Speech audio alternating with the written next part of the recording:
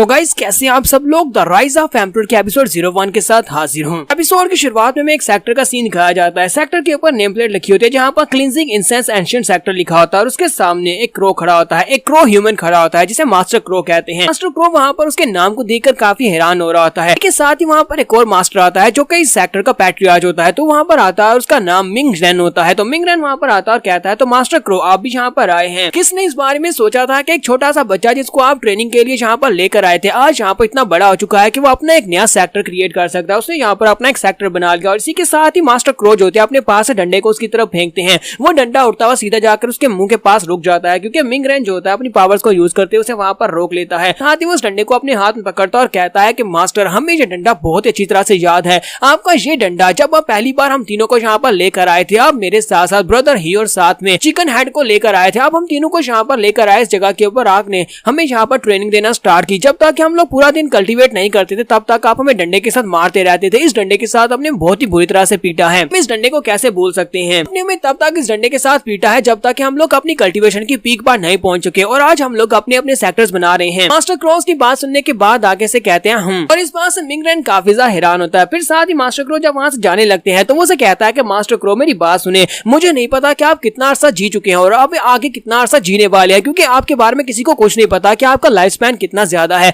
लेकिन मेरी एक बात तो सुने, मेरी आपसे एक रिक्वेस्ट है, अगर मैं यहाँ पर मर जाता हूँ और फ्यूचर में मेरा जो सेक्टर कमजोर पड़ जाता है तो मैं चाहता हूँ कि आप मेरे सेक्टर को संभाला दे, आप मेरे सेक्टर को दोबारा से राइज करवाएं, क्योंकि मेरा हमेशा से एक ही सपना था कि अपना एक सेक्टर बनाऊं जहाँ पर मैं बच्चों को कल्टीवेट करवा सकूं, बिल्कुल आपकी तरह जिस तरह आपने हमें कल्टीवेट करवाया था। अब मेरे इस रिक्वेस्ट को पूरा करेंगे मास्टर क्रो, प्लीज ना मत करना, मेरी इस रिक्वेस्ट को जरूर पूरा करना, क्योंकि मेरे सेक्टर का मकसद यहाँ पर रिसोर्सेज को इकट्ठा करना नहीं है, बल्कि उन सभी लोगों को मदद देना है जिन लोगों को मदद की जरूरत हो, और साथ ही उन सभी लोगों को रहने के लिए जगह देना है जो कि दूसरे लोगों को मारकर अपने आप को जिंदा रखे हुए हैं। मास्टर क्रॉस की बात सुनने के बाद वहां से उड़ जाते हैं। तो मिंग रेन चलाकर कहता है कि मास्टर क्रो क्या आपने मेरी बात को सुना, मैंने आपसे क्या कहा? लेकिन मास्टर क्रॉस की बात का जवाब नहीं देते और वहां पर से चले जाते हैं। ये बात तो यहाँ से काफी साल पहले की होगी और उसके बाद अब यहाँ पर प्रेजेंट का सीन दिखाया जाता है। यहाँ पर क्लींजिंग इंसेंस एंशिएंट सेक्टर का सीन दिखाते हैं जहाँ पर एक लड़का जो होता है, जो इस सेक्टर का एक इनर डिसाइपल है, वो भागता हुआ अंदर आता है। वो जहाँ पर उस मेन हॉल में आता है जहाँ पर उनके एल्डर्स बैठे होते हैं और उनका सुप्रीम एल्डर भी वहीं पर बैठा होता है। तो वो कहता है बहुत ही बुरी खबर है। तो वो डिसाइपल वहां पर आने के बाद सुप्रीम एल्डर से कहता है कि बुरी खबर यह है कि इस वक्त हमारे दरवाजे के ऊपर, मेन दरवाजे के ऊपर एक लड़का आया है, एक यंग लड़का जो कि यहाँ पर हमारे दरवाजे को तोड़कर अंदर आ चुका है और सीधा इसी तरफ आ रहा है और उसने कहा कि वो हमारे सेक्टर का प्राइम डिसाइपल बनना चाहता है।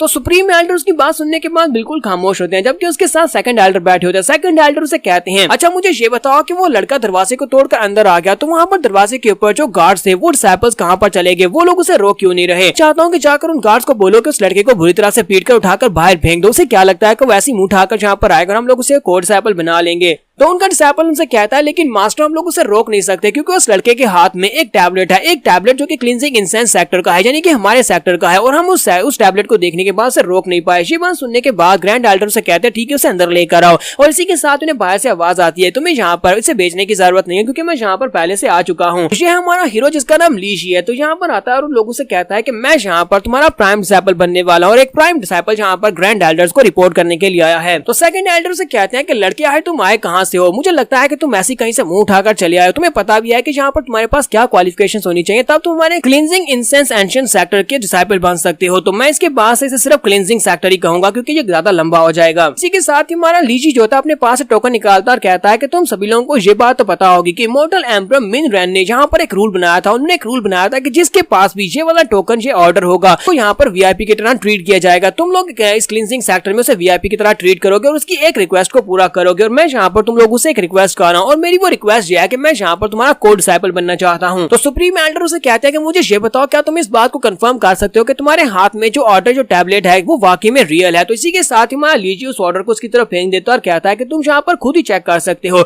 ये तुम्हारे बिलवड ओल्ड डेविल ने मुझे दिया है, ये उस मास्टर ने मुझे दिया है। अगर तुम्हें इसके बावजूद भी मेरे पर यकीन नहीं है तो तुम लोग यहाँ से सीधे जा सकते हो कोई होंग ब्रूथल में, जहाँ पर वो बैठा हुआ है, जहाँ पर वो पीका टल्ली हो चुका है, उसी वक्त उसने मुझे वहाँ पर दिया था। ग्रैंड एल्डर जो होते हैं अपने हाथ में उस टैबलेट को पकड़ते हैं और कहते हैं ये तो वाकई में असली है, और बाकी ये सभी एल्डर्स भी उसके पास आ जाते हैं। वो लोग कहते हैं क्या इसने यहाँ पर कुई होंग हाल कहा। हाँ ये बात तो वाकई में सच है कि उसे पीने का बहुत ज्यादा शौक है, और इस वक्त वो ब्रोथल में, हम में से कोई भी वहाँ पर उस ब्रोथल में नहीं जाएगा, वैशाखाना में कोई भी नहीं जाएगा, क्योंकि उस एल्डर को इस सब का भी बहुत ज्यादा शौक है। लगता है कि वो पीकर टली हो गया होगा और उसके बाद उसने ये टोकन इस लड़के को दे दिया होगा। सुप्रीम एल्डर सेकंड एल्डर से कहते हैं ये टोकन तो वाकई में रियल है, ये उसी ने इसको दिया है। सेकंड एल्डर ग्रेट एल्डर से कहते हैं कि सिर्फ और सिर्फ कुछ ही दिन बचे हैं, कुछ ही दिनों के बाद यहाँ पर हमारी शादी का कॉन्ट्रैक्ट पूरा होने वाला है। तुम्हें पता है ना कि 9 सेंट डीमन सेक्टर वालों के लोग के लड़की यहाँ पर हमारे सेक्टर के प्राइम डिसाइपल से शादी करने वाली है। तो आगे मैं सेक्टर के नाम को सिर्फ डीमन सेक्टर कहूंगा, 9 सेंट डीमन सेक्टर, ये ज्यादा लंबा हो जाएगा। सेकंड एल्डर कहते हैं कि एक बार हम दोनों सेक्टर्स के दरमियान में यहाँ पर मैरिज कॉन्ट्रैक्ट हो गया तो उसके बाद हम लोग डीमन सेक्टर के रिसोर्सेज को यूज कर पाएंगे, और अगर हम लोग उनके रिसोर्सेज को यूज कर पाए तो हमारा सेक्टर दोबारा से महान सेक्टर बन जाएगा। लेकिन उसके लिए हमें यहाँ पर एक कोड डिसाइपल चाहिए होगा, क्योंकि वो लोग अपनी लड़की की शादी यहाँ पर सिर्फ और सिर्फ कोड डिसाइपल के साथ ही करेंगे। लेकिन अभी तक हमारे पास कोई भी ऐसा डिसाइपल नहीं है जिसे कि हम लोग प्राइम डिसाइपल बना सके। हमारे सेक्टर के सभी डिसाइपल्स बहुत ज्यादा कमजोर है और इस लड़के की बैकग्राउंड के बारे में कुछ भी नहीं पता। हो सकता है कि उस ओल्ड डेविल एल्डर ने इसको ये टोकन इसी वजह से दिया होगा कि इस लड़के की कैपेबिलिटीज काफी ज्यादा अच्छी हो, इसकी बॉडी काफी ज्यादा स्पेशल हो, इसी वजह से उसने ये टोकन इसको दिया हो। थोड़ी सी ट्रेनिंग के बाद ये लड़का प्राइम डिसाइपल बनने के लायक हो जाए तो सुप्रीम एल्डर कहते हैं अच्छा ठीक है, फिर इसकी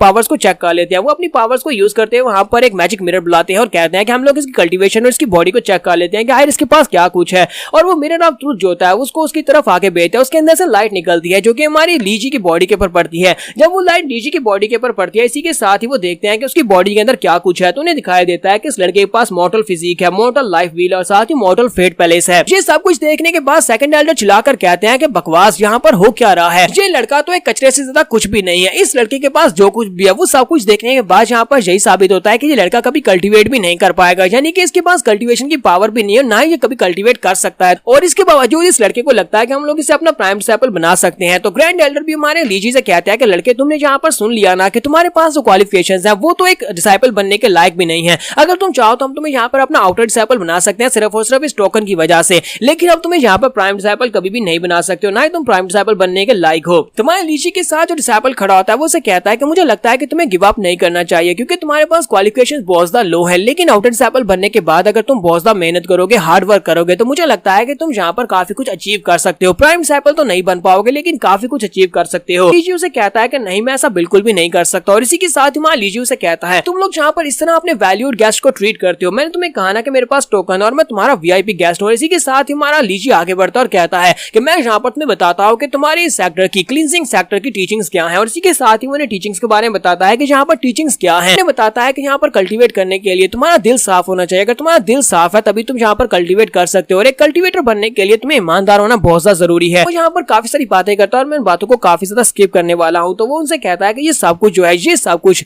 होना चाहिए, तब हम लोग एक राइटियस कल्टीवेटर बन सकते हैं, तभी हम लोग क्लींजिंग सेक्टर के कल्टीवेटर बन सकते हैं। और मुझे बताओ कि मैंने यहाँ पर क्या गलत कहा। सुप्रीम एल्डर से कहते हैं कि ये तो हमारी एंसेस्ट्रल टीचिंग है, ये हमारी वो बुनियाद थी जिसके ऊपर हम लोगों ने क्लींजिंग सेक्टर को बनाया था। तो लीजी से कहता है कि यहाँ पर आते हुए रास्ते में तुम्हारे टैबलेट के ऊपर जो स्टोन टैबलेट लिखा हुआ था उसके ऊपर ये सारी टीचिंग्स लिखी हुई थी, मैंने उनको देखा और मैंने याद कर लिया। इसी के साथ ही हमारा लीजी उनकी इंसल्ट भी कर देता है। वो कहता है कि मैं तो यहाँ पर खुद इतना ज्यादा हैरान हो रहा हूँ कि आज तुम लोग यहाँ पर अभी तक इस बात को याद रखे होगे ये तुम्हारी इंसेस्ट्रल टीचिंग्स हैं, कि मुझे नहीं लगा था कि तुम लोगों ने इस बात को याद रखा होगा कि तुम्हारी इंसेस्ट्रल टीचिंग्स क्या है। तो सुप्रीम एल्डर्स की बात सुनने के बाद काफी हैरान होते हैं और कहते हैं कि वाकई में इस लड़के ने सिर्फ और सिर्फ पत्थर के ऊपर लिखी हुई बातों को एक बार देखा और सबकी सबको याद कर लिया। तो एल्डर से कहते हैं तो लड़के, क्या तुम यहाँ पर हमारी दी हुई इंसेस्ट्रल टीचिंग्स को हमारे खिलाफ इस्तेमाल करने वाले और इन बातों को यहाँ पर कहकर तुम्हें क्या लगता है कि हम तुम्हें प्राइम डिसाइपल बना लेंगे। तो यहीं पर सेकंड एल्डर आगे बढ़ते हैं और कहते हैं कि मुझे लगता है कि हम लोगों ने यहाँ पर अपनी इंसेस्ट्रल टीचिंग्स को बुलाकर बहुत ही बुरा किया, जिसकी वजह से हमारा सेक्टर डिमाइस में चला गया। तो इस बात से सुप्रीम एल्डर काफी गुस्सा होते हैं और कहते हैं कि तुम यहाँ पर मेरा साथ दे रहे हो या फिर इस लड़के का साथ दे रहे हो। और दूसरी तरफ से हमारा लीजी हंसना शुरू कर देता है और कहता है कि तुम्हारा सेक्टर तो बहुत ज्यादा इंटरेस्टिंग है, यहाँ पर एक दूसरे के साथ यूनाइटेड नहीं हो। लोगों ने यहाँ पर अपनी इंसेस्ट्रल टीचिंग्स को बुला दिया। मुझे लगता है कि तुम्हारे सेक्टर के साथ जो कुछ हुआ है वो अच्छा हुआ है, तुम्हारा सेक्टर आगे इसी वजह से राइज नहीं कर पाया। यहीं पर हमारे सुप्रीम एल्डर सोच रहे हैं कि अगर इस लड़के के पास स्पेशल ऑर्डर नहीं होता तो अब तक मैंने कितनी बार इस लड़के को मार दिया होता और बहुत ही बुरी मौत इसको मारा होता। इस लड़के ने यहाँ पर हमारी इंसल्ट करने के साथ साथ हमारे क्लींजिंग सेक्टर की भी इंसल्ट की है। ये लोग अभी यहाँ पर बातें कर रहे होते हैं, किसी के साथ ही डीमन सेक्टर का एक बंदा अपने स्टूडेंट के साथ वहाँ पर पहुंच जाता और कहता है यहाँ पर तो आज काफी ज्यादा रश लगा हुआ है, तुम लोग क्या बातें कर रहे हो। यहाँ पर आने के बाद उनको अपना नाम बताता है कि मेरा नाम यू ही है और मैं डीमन एम्पर की तरफ से यहाँ पर आया हूँ, तुम सभी लोगों के पास एक मैसेज लेकर आया क्योंकि उन लोगों ने मुझे स्पेशली यहाँ पर तुम्हारे सेक्टर में भेजा है। सुप्रीम एल्डर से कहते हैं बताओ डीमन किंग ने तुम्हें यहाँ पर क्या करने के लिए भेजा है, तुम यहाँ पर क्या मैसेज लेकर आए। तो वो कहता है कि तुम लोगों के साथ हमारा एक मैरिज कॉन्ट्रैक्ट होने वाला है और वो मैरिज कॉन्ट्रैक्ट जो है हमारी फैमिली की प्रिंसेस के साथ होगा। हमारी प्रिंसेस जो है वो एक बहुत ही पावरफुल लड़की है, यानी कि वो एक कल्टीवेटर है और एक जीनियस मार्शल आर्टिस्ट है। हमें लगता है कि हम लोग ऐसे बिना किसी ट्रायल के तुम्हारे कोर्ट डिसाइपल को अपनी प्रिंसेस का हाथ दे देंगे, उसके साथ अपनी प्रिंसेस की शादी कर देंगे। जैसे हमारे डीमन किंग ने यहाँ पर एक सुझाव दिया, हम लोग यहाँ पर तुम्हारे कोर्ट डिसाइपल का एक टेस्ट लेंगे, अगर वो कोर्ट डिसाइपल टेस्ट को पास करता है तभी हमारी प्रिंसेस की शादी उस लड़के के साथ हो पाएगी और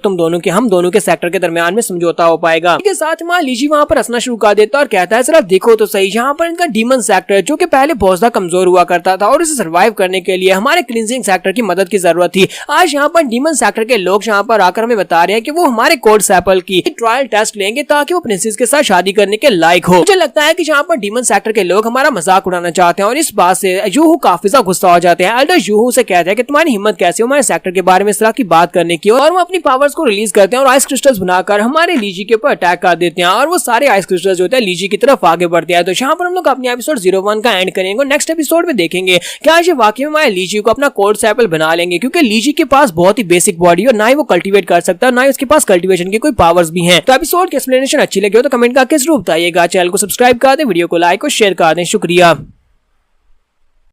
तो गाइस कैसे हैं आप सब लोग, द राइज ऑफ एम्परर के एपिसोड 03 के साथ हाजिर हो। तो अगर आप मेरे चैनल के ऊपर नए अभी तक चैनल को सब्सक्राइब नहीं किया हुआ तो जल्दी से चैनल को सब्सक्राइब कर दें, वीडियो को लाइक और शेयर कर दें। शुक्रिया। तो लास्ट एपिसोड के एंड पे हमने देखा था लीजी जो होता है वहां पर उस एल्डर की बात सुनने के बाद आगे से हंसना शुरू कर देता है और कहता है कि तुम्हारा सेक्टर यानी डीमन सेक्टर कभी हमारे क्लींजिंग इंसेंस सेक्टर की मदद से चला करता था और आज देखो यहाँ पर तुम लोग हमारे प्राइम डिसाइपल का टेस्ट लेने के बारे में बात कर रहे हो, यहाँ पर भी मजाक हो रहा है। तो इस बात से एल्डर काफी ज्यादा गुस्सा होता है, जबकि उनका डिसाइपल जिसका नाम डूमिंग होता है वो इस बात से ज्यादा गुस्सा होता है। वो कहता है कि लड़के तुम्हारी हिम्मत कैसे भी हमारे सेक्टर का नाम इस तरह से नहीं ले सकते हो, ना ही तुम हमारे सेक्टर की इस तरह से इंसल्ट कर सकते हो। अगर मुझे यहाँ पर इजाजत मिले तो मैं अभी तुम्हारी जुबान उखाड़ दूं। मान लीजिए आगे से फिर से उसके इंसल्ट कर देता है और कहता है कि मुझे लगता है कि उस चिकन हेड के जितने डिसाइपल्स हैं आगे आने वाले जनरेशन के सभी डिसाइपल्स बहुत ज्यादा बेकार हो चुके हैं। तुम लोगों के पास कोई टेक्निक्स तो है नहीं, ऊपर से तुम सभी लोग यहाँ पर कितनी बदतमीजी से बात कर रहे हो। क्या तुम्हें यहाँ पर दूसरों से तमीज से बात करने की आदत नहीं है? वैसे एल्डर जो होते हैं वो काफी ज्यादा गुस्सा आते हैं और अपने आइस क्रिस्टल्स को रिलीज करते हुए अपनी पावर्स को रिलीज करते हुए हमारे लीची के ऊपर अटैक कर देते हैं और कहते हैं कि लड़के अब तुम्हें मरना होगा क्योंकि तुमने हमारे सेक्टर की इंसल्ट की है।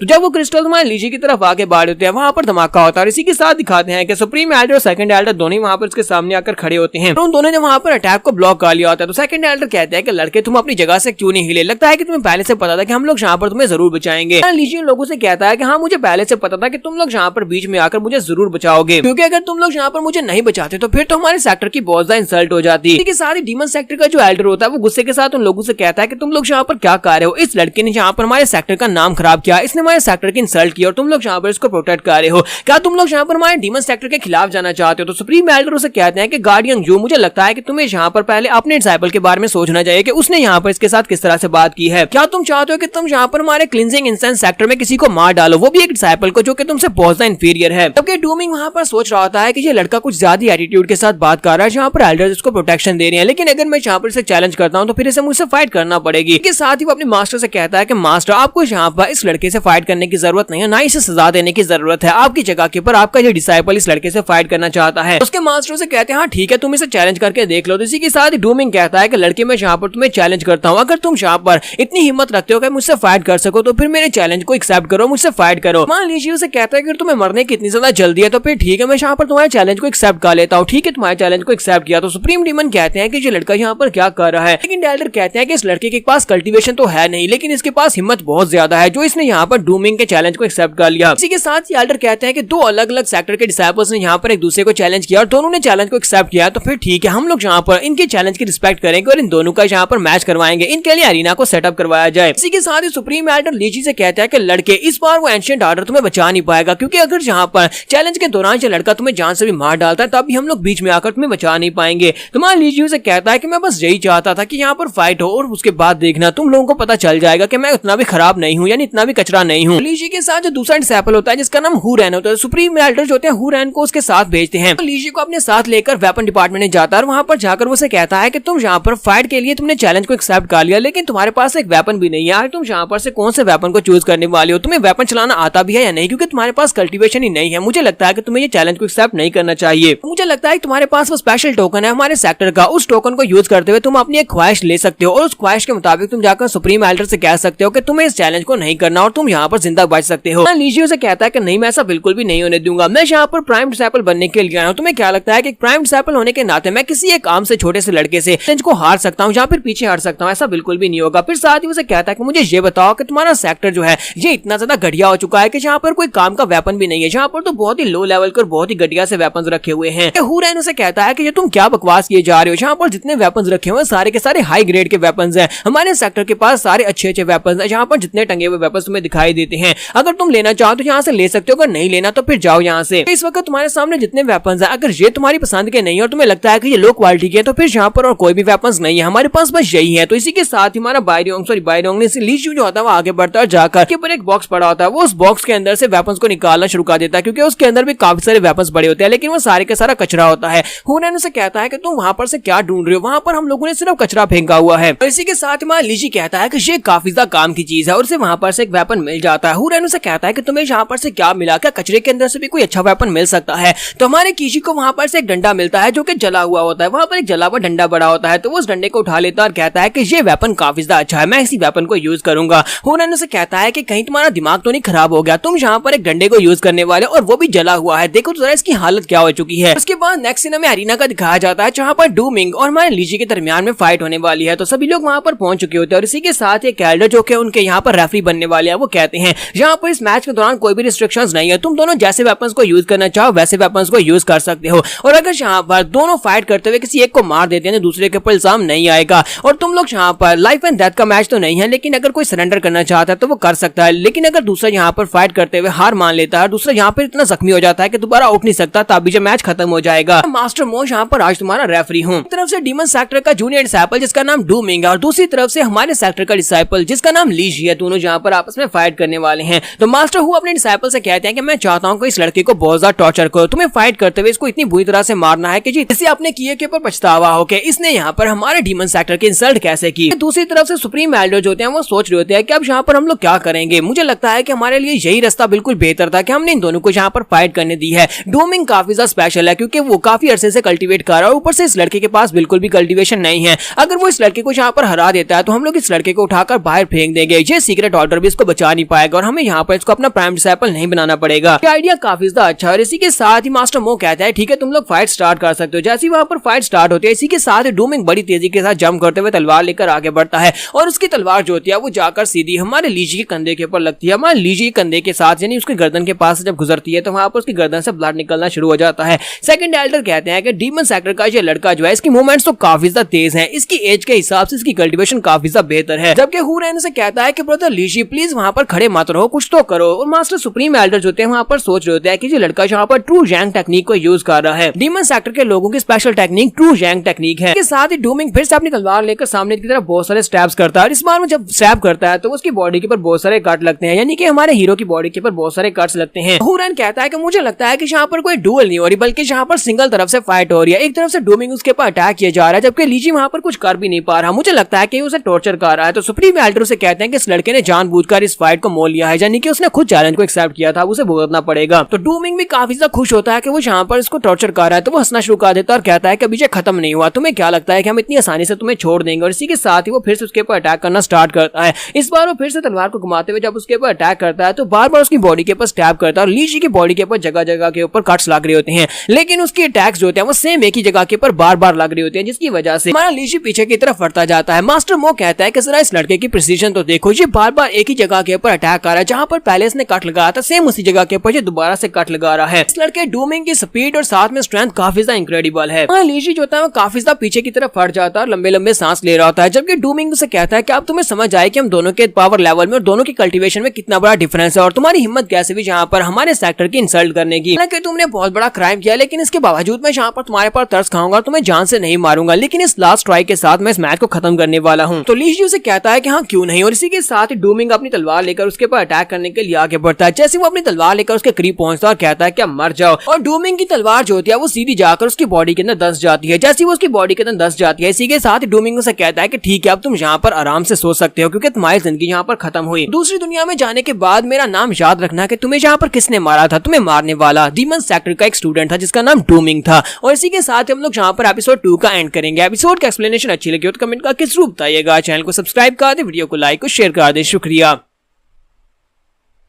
तो गाइस कैसे हैं आप सब लोग। राइज ऑफ एम्परर के एपिसोड 03 के साथ हाजिर हो। तो लास्ट एपिसोड के एंड पे हमने देखा था कि डूमिंग अपनी तलवार को लीजी की बॉडी के अंदर दंसा देता है और वहां पर उसे कहता है कि दूसरी दुनिया में जाकर मेरे नाम को याद रखना कि डूमिंग ने तुम्हें मारा था। और इसी के साथ ही हमारा लीजी जो होता है उसे कहता है मुझे तो बहुत ज्यादा दर्द हो रही है। जब वो एटीट्यूड के साथ से ये वाली बात करता है, इस बात से डूमिंग को एक झटका लगता है। डूमिंग कहता है कि ऐसा कैसे हो सकता है, कहीं मैंने यहाँ पर मिस तो नहीं कर दिया। जब वो देखता है तो वो तलवार जो होती है उसके बाजू के नीचे होती है, यानी कंधे के पास और बाजू के नीचे अंदर घुसी होती है। यहीं पर हमें मास्टर क्रो को दिखाया जाता है, वहां पर क्रो का शैडो निकलता है। ऐसे लगता है जैसे कि लीजी ही मास्टर क्रो है जो कि इंसानी फॉर्म में यहाँ पर आया। तो उसे कहता है कि तुमने यहाँ पर मुझे बहुत ही बुरी तरह से हर्ट किया है, अब यहाँ पर मेरी बारी है तुम्हें हर्ट करने की। जबकि दूसरी तरफ से डूमिंग कहता है कि ऐसा कैसे हो सकता है, मैं यहाँ पर मिस कैसे कर सकता हूँ, क्योंकि मैंने यहाँ पर प्रिसीजन के साथ अटैक किया था और इसके दिल को मुझे पियर्स करना था। मुझे लगता है कि इस लड़के के बारे में कुछ तो ऐसा है जो गलत है। मुझे लगता है कि ये अपनी स्ट्रेंथ को यहाँ पर हाइड कर रहा है। इसी के साथ ही डूमिंग जल्दी से जंप कर दे पीछे की तरफ बढ़ता है। वो जल्दी से पीछे की तरफ बढ़ता है और कहता है कि यहाँ पर ऐसा बिल्कुल भी नहीं हो सकता और वो काफी ज्यादा गुस्से में होता है। जबकि हमारा लीजी उसे कहता है अब क्या हुआ, क्या तुम यहाँ से भागकर जाना चाहते हो? मुझे तो लगा था कि डीमन सेक्टर के लोग बहुत ज्यादा एरोगेंट है। और इसी के साथ ही डूमिंग उसे कहता है कि अब तुम बिल्कुल भी नहीं बचोगे। इसके साथ ही वो एक स्पेशल स्टैंस लेता है और कहता है कि अब मैं यहाँ पर तुम्हें सच्ची में मार डालूंगा, क्योंकि अब मैं यहाँ पर तुम्हें मारने वाला हूँ। तलवार को घुमाते हुए सामने की तरफ स्ट्राइक लगाता है। जब वो स्ट्राइक लगाता है तो लीजी बड़ी आसानी के साथ अटैक को अवॉइड कर लेता है। इसी के साथ वो फिर से उसके ऊपर अटैक करता है। लीजी फिर से उसके अटैक को अवॉइड कर लेता है।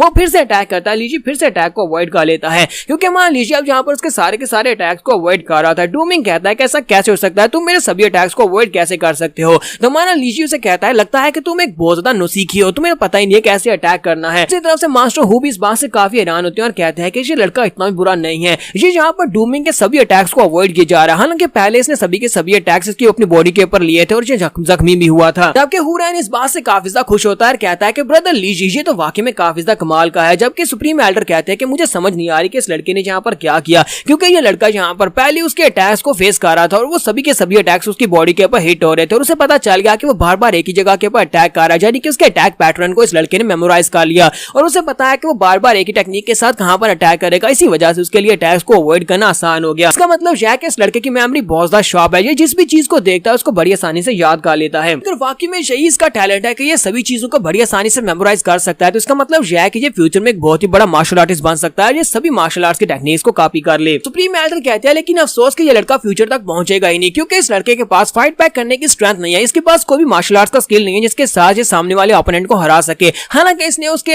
अटैक्स पैटर्न को सीख लिया है जिसकी वजह से ये इसके अटैक को डॉज कर सकता है, लेकिन इसका मतलब ये नहीं है कि ये फाइट बैक भी कर सकता है। और दूसरी तरफ से डूमिंग जो था अपनी पावर्स को रिलीज कर रहा था और गुस्से के साथ वहां पर हंस रहा था और उसे कहता है कि अब तो तुम बिल्कुल भी नहीं बचने वाले, अब मैं यहाँ पर तुम्हारी बॉडी कितनी ज्यादा पीसेस करूंगा कि तुम खुद भी नहीं गिन पाओगे। डूमिंग उसे कहता है कि तुम बस एक ऐसे कीड़े हो जिसके पास कल्टीवेशन भी नहीं है, कल्टीवेशन के बिना एक कल्टीवेटर नहीं होता। तुम्हें लगा कि तुमने यहाँ पर मेरे 4-5 अटैक्स को डॉज कर लिया और तुम यहाँ पर एक कल्टीवेटर बन गए हो, तुम मेरा मुकाबला करने के लायक पहले से शुरुआत से ही नहीं थे। हमारा लीजी उसे कहता है इसका मतलब यह है कि तुम यहाँ पर सीरियस होने वाले हो, अगर तुम यहाँ पर सीरियस होने वाले हो तो फिर मुझे भी यहाँ पर सीरियस होना पड़ेगा। और इसी के साथ ही वो अपने डंडे को निकालता और कहता है कि चलो ठीक है, लगता है अब डंडे को यूज करने का वक्त आ चुका है, मैं अब यहाँ पर सीरियस हूँ, मैं अपने वेपन को यूज करूंगा, जल्दी से आ जाओ। सेकंड एल्डर उसके हाथ में वो डंडा देखने के बाद हुरैंग से कहते हैं कि ये क्या, ये किस किस्म का वेपन है, क्या हमारी आर्मरी में अभी भी इस तरह के कोई वेपन्स हैं? उसे कहता है कि हाँ हमारी आर्मरी में इस तरह का वेपन पड़ा हुआ था और साथ ही वो सोच रहा था अगर मैंने ग्रेट एल्डर को बता दिया कि ये कचरे से इस वेपन को उठा कर लाया तो एल्डर कहेंगे कि मैंने इसको क्या थमा दिया, मुझे यहाँ पर इसको रोकना चाहिए था। तो डूमिंग जो होता है, डूमिंग वहां पर एक स्पेशल स्टैंस लेता है और एक स्पेशल टेक्निक को यूज करने लगा है। तो वो कहता है कि तुम्हारे हाथ में एक जली हुई लकड़ी का टुकड़ा है, तुम्हें क्या लगता है कि इस जली हुई लकड़ी के टुकड़े के साथ तुम्हें क्या ही कर लोगे, मेरी तलवार को ब्लॉक तो नहीं कर सकते, चाहे तुम्हारे हाथ में यह लकड़ी का टुकड़ा एक डिवाइन वेपन ही क्यों ना होता, आज यहाँ पर तुम मेरे हाथ से जरूर मरोगे, क्योंकि ये वाला जो मूव मैं यूज करने वाला हूँ ये मेरा स्पेशल मूव है। इसी तरह से मास्टर हु काफी ज्यादा खुश हो रहे होते हैं कि ये लड़का यहाँ पर स्पेशल स्टैंस में, इसका मतलब यह है कि अपने फाइनल मूव को यूज करने वाला है और लगता नहीं है कि वो अपनी लकड़ी के टुकड़े के साथ स्टैक को ब्लॉक कर पाएगा। और इसी के साथ ही डूमिंग सामने से गायब हो जाता है। जब वहां से गायब हो जाता है हुरैन कहता है कि वो कहां पर चला गया, वो गायब हो गया। तो सेकंड एल्डर से कहता है कि बच्चे तुम्हारी कल्टीवेशन बहुत ज्यादा लो है, इसी वजह से तुम उसके मूवमेंट्स को देख नहीं पा रहे क्योंकि उसकी स्पीड काफी ज्यादा तेज है। इसके साथ ही हमारे डूमिंग को दिखाता है कि डूमिंग उसके सर के ऊपर होता है, लीजी के सर के ऊपर होता है और उसे कहता है कि अब यहाँ पर तुम मरने वाले हो। जैसे वो अपनी तलवार को लेकर नीचे की तरफ आ रहा होता है और कहता है कि आप मर जाओ। इसके साथ ही हमारा लीजी होता है उसके अटैक्स को वहां पर बड़ी आसानी से अवॉइड कर लेता है। वो पीछे की तरफ घूमते हुए अटैक को अवॉइड करता है, फिर साथ ही अपने डंडे को घुमाता है, उसी के सेम मूव को यूज करता है जिस सेम टेक्निक को वो थोड़ी देर पहले यूज कर रहा था, और इसी टेक्निक के साथ उसे बहुत ही बुरी तरह से पीटता है। और फाइनल मूव जो होता है वो अपने डंडे को उसके अंडू के ऊपर दे मारता है। वो उसके अंडू के ऊपर डंडे को मारता है तो उसके मुंह से ब्लड निकलना शुरू हो जाता है। डूमिंग के अंडे वहां पर टूटते हुए दिखाई देते हैं और इसी के साथ ही डूमिंग ग्राउंड के ऊपर आकर गिर जाता है। जैसे वो ग्राउंड के ऊपर गिरता है, मास्टर मो कहते हैं कि जहां पर हमें विनर मिल चुका है, और विनर जो है वो लीजी है जो कि हमारे सेक्टर का एक डिसाइपल है। तो मास्टर हु जो होते हैं वो जल्दी से भागते हुए अपने डूमिंग के पास आते हैं, वो आकर उसे उठाते हैं और उसे आकर चेक करते हैं। जब उसे उठाने की कोशिश कर रहे होते हैं, इसी के साथ उन्हें महसूस होता है कि उसकी बॉडी के अंदर से सभी के सभी एनर्जी जो है वेस्ट हो चुकी है। तो वो कहते हैं ऐसा कैसे हो सकता है। फिर साथ वो चलाकर कहते हैं लड़के तुम्हारी हिम्मत कैसे हुई, तुमने यहाँ पर मेरे डिसाइपल की कल्टीवेशन को बर्बाद कर दिया, यानी कि उसकी मेडियंस को तोड़ दिया, जिसकी वजह से वो दोबारा कभी भी कल्टीवेट नहीं कर पाएगा। तुमने उसकी कल्टीवेशन लाइफ को बर्बाद कर दिया है। जबकि हमारा लीजी आगे से हंसना शुरू कर देता है और कहता है कि ये इसका अपना फैसला था, इसी ने मुझे चैलेंज किया था। जबकि हुरैन वहां पर काफी ज्यादा हैरान हो रहा था और कहता है कि वाकई में ब्रदर लीज यहाँ पर सिर्फ और सिर्फ एक ही अटैक के साथ किसी की भी कल्टीवेशन को ब्लॉक कर सकता है, उसको डिस्ट्रॉय कर सकता है। तो सेकंड एल्डर तो यहाँ पर काफी ज्यादा खुश हो रहे होते हैं और कहते हैं कि देखो तो जरा यहाँ पर हमारे लड़के ने क्या कर दिया, हमारे सेक्टर के लड़के ने दूसरे सेक्टर के लड़के को बड़ी आसानी से हरा दिया। जबकि सुप्रीम एल्डर से कहते हैं आखिर उस लड़के को क्या पड़ी थी, यानी डूमिंग को क्या पड़ी थी यहाँ पर एक फ्लॉ वाले मूव को यूज करे। फिर साथ ही वो सोच रहे होते हैं कि आखिर यहाँ पर हुआ क्या, मुझे समझ नहीं आ रही। अरे लड़के ने यानी कि लीजी ने यहाँ पर बड़ी आसानी के साथ डूमिंग के सारे कल्टीवेशन मेथड को वहां पर कॉपी कर लिया। उसने जिस तरह अपनी तलवार से अटैक किया था सेम उसी तरह इसने अपने डंडे के साथ अटैक किया। इसका मतलब यह है कि ये किसी की भी कल्टीवेशन टेक्निक या फिर मार्शल आर्ट्स की टेक्निक को कॉपी कर सकता है। मुझे समझ नहीं आ रही कि इस लड़के ने अपनी बॉडी के अंदर कितने ज्यादा सीक्रेट्स को छुपा कर रखा हुआ है, और मुझे लगता है कि ये लड़का हमारे काफी ज्यादा काम का है। इसके साथ ही हमारा लीजी जो होता है वो उसे कहता है कि तुम्हारे डिसाइपल ने जहाँ पर मुझे मारने की कोशिश की, सभी के सामने इसने मुझे कहा था कि ये मुझे मार डालेगा और मेरे टुकड़े करेगा। मास्टर हु से कहते हैं कि मैं यहाँ पर तुम्हें जिंदा नहीं छोड़ सकता, क्योंकि अगर तुम्हें जिंदा छोड़ दिया तुम्हारे डीमन सेक्टर की बहुत ज्यादा इंसल्ट हो जाएगी। इसी वजह से अब तुम्हें यहाँ पर मरना होगा। और वो अपनी पावर्स को रिलीज करते हुए जब उसके ऊपर अटैक करने के लिए आगे बढ़ने लगते हैं, तो इसी के साथ ही हमारा लीजी भी फाइट के लिए रेडी होता है और कहता है कि ठीक है आ जाओ। लेकिन जैसे वो उसके करीब पहुंचते हैं तो मास्टर मो उनके सेंटर में आ जाते हैं, अपनी शील्ड को एक्टिवेट करते हैं, उसको वहां पर ब्लॉक करते हैं और कहते हैं कि तुम यहाँ पर बीच में नहीं आ सकते। ऐसे वो पीछे की तरफ जंप करते हुए पीछे हटता है और नीचे ग्राउंड के ऊपर जाकर बैठता है। तो इसी के साथ ही मास्टर मो, सुप्रीम एल्डर और सेकंड एल्डर वो तीनों इसके सर के ऊपर खड़े होते हैं, अपनी अपनी पावर्स को रिलीज करते हुए उसे कहते हैं कि अब आगे मत बढ़ना, क्योंकि तुम हमारे सेक्टर के डिसाइपल को मार नहीं सकते। सुप्रीम एल्डर से कहते हैं कि यूं ही तुम्हें क्या लगता है कि तुम यहाँ पर डेथ अरीना में होने वाली फाइट के रिजल्ट्स के निकलने के बाद भी तुम यहाँ पर हमारे डिसाइपल को मार सकते हो। तुम्हारे डिसाइपल ने खुद यहाँ पर चैलेंज किया था और चैलेंज करने के बाद अगर वो यहाँ पर हार गया, यहाँ पर उसकी कल्टीवेशन बर्बाद हो गया, तो ये उसका अपना फैसला था। अगर तुमने हमारे डिसाइपल के ऊपर दोबारा अटैक करने की कोशिश की तो उसके बाद हम तुम्हें बिल्कुल भी जिंदा नहीं छोड़ेंगे और ये तुम्हारी अपनी गलती होगी। तो मास्टर हु कहते हैं कि तुम्हारा जो लड़का तो बहुत ज्यादा लकी है कि यहाँ पर 3 एल्डर्स मेरे पर अटैक कर रहे हैं सिर्फ और सिर्फ एक लड़के की वजह से। लीजी आखिर तुम्हारी आइडेंटिटी क्या है, तुम कौन हो? लीजी उसे कहता है कि लगता है कि तुम्हें अभी तक समझ नहीं आया, मैंने तुम्हें पहले भी बताया था कि मैं इस सेक्टर का प्राइम डिसाइपल हूँ, यानी कोर डिसाइपल हूँ। जैसे वो ये बात करता है एल्डर उसे कहते हैं कि ये क्या बकवास किए जा रहे हो, हमने अभी तक तुम्हें यहाँ पर प्राइम डिसाइपल बनाया नहीं है। कि मास्टर हु इस बात से बहुत ज्यादा खुश हो जाते हैं और कहते हैं अच्छा तो तुम यहाँ के प्राइम डिसाइपल हो, तुझे तो बहुत ही अच्छी बात है। फिर साथ ही उठकर खड़े हो जाते हैं, उनसे कहते हैं कि अब जबकि तुम इस सेक्टर के प्राइम डिसाइपल हो और हमारे की यंग मिस की शादी प्राइम डिसाइपल के साथ होनी है, तो इसका मतलब यह है कि तुम्हारे टेस्ट होने वाला है। 3 दिन के बाद तुम्हें हमारे डीमन सेक्टर में आना होगा, जहां पर आकर तुम्हें टेस्ट देना होगा। अगर तुम वहां पर नहीं आते तो उसके बाद ये सारे का सारा ब्लेम जो है वो तुम्हारे ऊपर आएगा कि तुम्हारी वजह से दोनों सेक्टर्स के दरमियान में होने वाली शादी टूट गई। अगर तुम्हारे अंदर वाकई में हिम्मत है तो फिर 3 दिन के बाद हमारे डीमन सेक्टर में आकर दिखाओ कि तुम वहां पर आकर उस टेस्ट को दे पाते हो या नहीं। यहाँ पर हम लोग अपनी एपिसोड 03 का एंड करेंगे। नेक्स्ट एपिसोड में देखेंगे क्या हमारा लीजी वाकई में वहां पर जाएगा डीमन सेक्टर में, वहां पर जाकर उनके टेस्ट को पास करके उनकी यंग मिस के साथ शादी करेगा या नहीं। तो एपिसोड का एक्सप्लेनेशन अच्छी लगी हो तो कमेंट करके जरूर बताइएगा। चैनल को सब्सक्राइब कर दे, वीडियो को लाइक और शेयर कर दे। शुक्रिया। तो गाइस कैसे हैं आप सब लोग? द राइज ऑफ एम्परर के एपिसोड 04 के साथ हाजिर हो। तो लास्ट एपिसोड के एंड में हमने देखा था एल्डर हु को जब पता चलता है कि लीजी यहाँ का प्राइम डिसाइपल है तो वो उसे चैलेंज देते हैं और कहता है कि तुम यहाँ पर अगर वाकई में प्राइम डिसाइपल हो, तुम्हारे अंदर हिम्मत है तो फिर हमारे सेक्टर में आकर दिखाओ, हमारे डीमन सेक्टर में आओ और आकर ट्रायल को देकर दिखाओ, देखते हैं कि तुम वहाँ पर आ पाते हो या नहीं। इसी के साथ यहाँ पर में एक बैकग्राउंड का सीन दिखाया जाता है, जहाँ पर में फिर से मास्टर क्रो को दिखाया जाता है। मास्टर क्रो के साथ वहाँ पर मास्टर मिंगरेन होते हैं और साथ ही वहाँ पर चिकन हेड भी होता है। चिकन हेड वहाँ पर अपना सेक्टर बनाता है जिसका नाम उसने 9 सेंट डीमन गेट रखा होता है। तो वो मिंगरेन को कहता है कि मैंने अपने सेक्टर का नाम ये रखा है। तो मिंगरेन उसे कहता है कि तुम्हें नहीं लगता है कि ये वाला सेक्टर का नाम कुछ ज्यादा डिमोनिक लग रहा है, तुम यहाँ पर एक राइटियस सेक्टर बनाने की कोशिश कर रहे हो, तुम यहाँ पर नाम उसका डीमन के नाम पर रख रहे हो। तो चिकन हेड उसे कहता है कि मैं एक डीमन हूँ, क्योंकि मैं एक डीमन हूँ इसी वजह से मैं यहाँ पर इसी तरह का नाम रखूंगा, और वैसे भी क्योंकि मैं एक अच्छा इंसान हूँ तो यहाँ पर इसका मैंने 9 सेंट के नाम से भी तो स्टार्ट में रखा है। इसका मतलब यह है कि ये एक राइटियस सेक्टर है लेकिन एक डीमन सेक्टर भी है।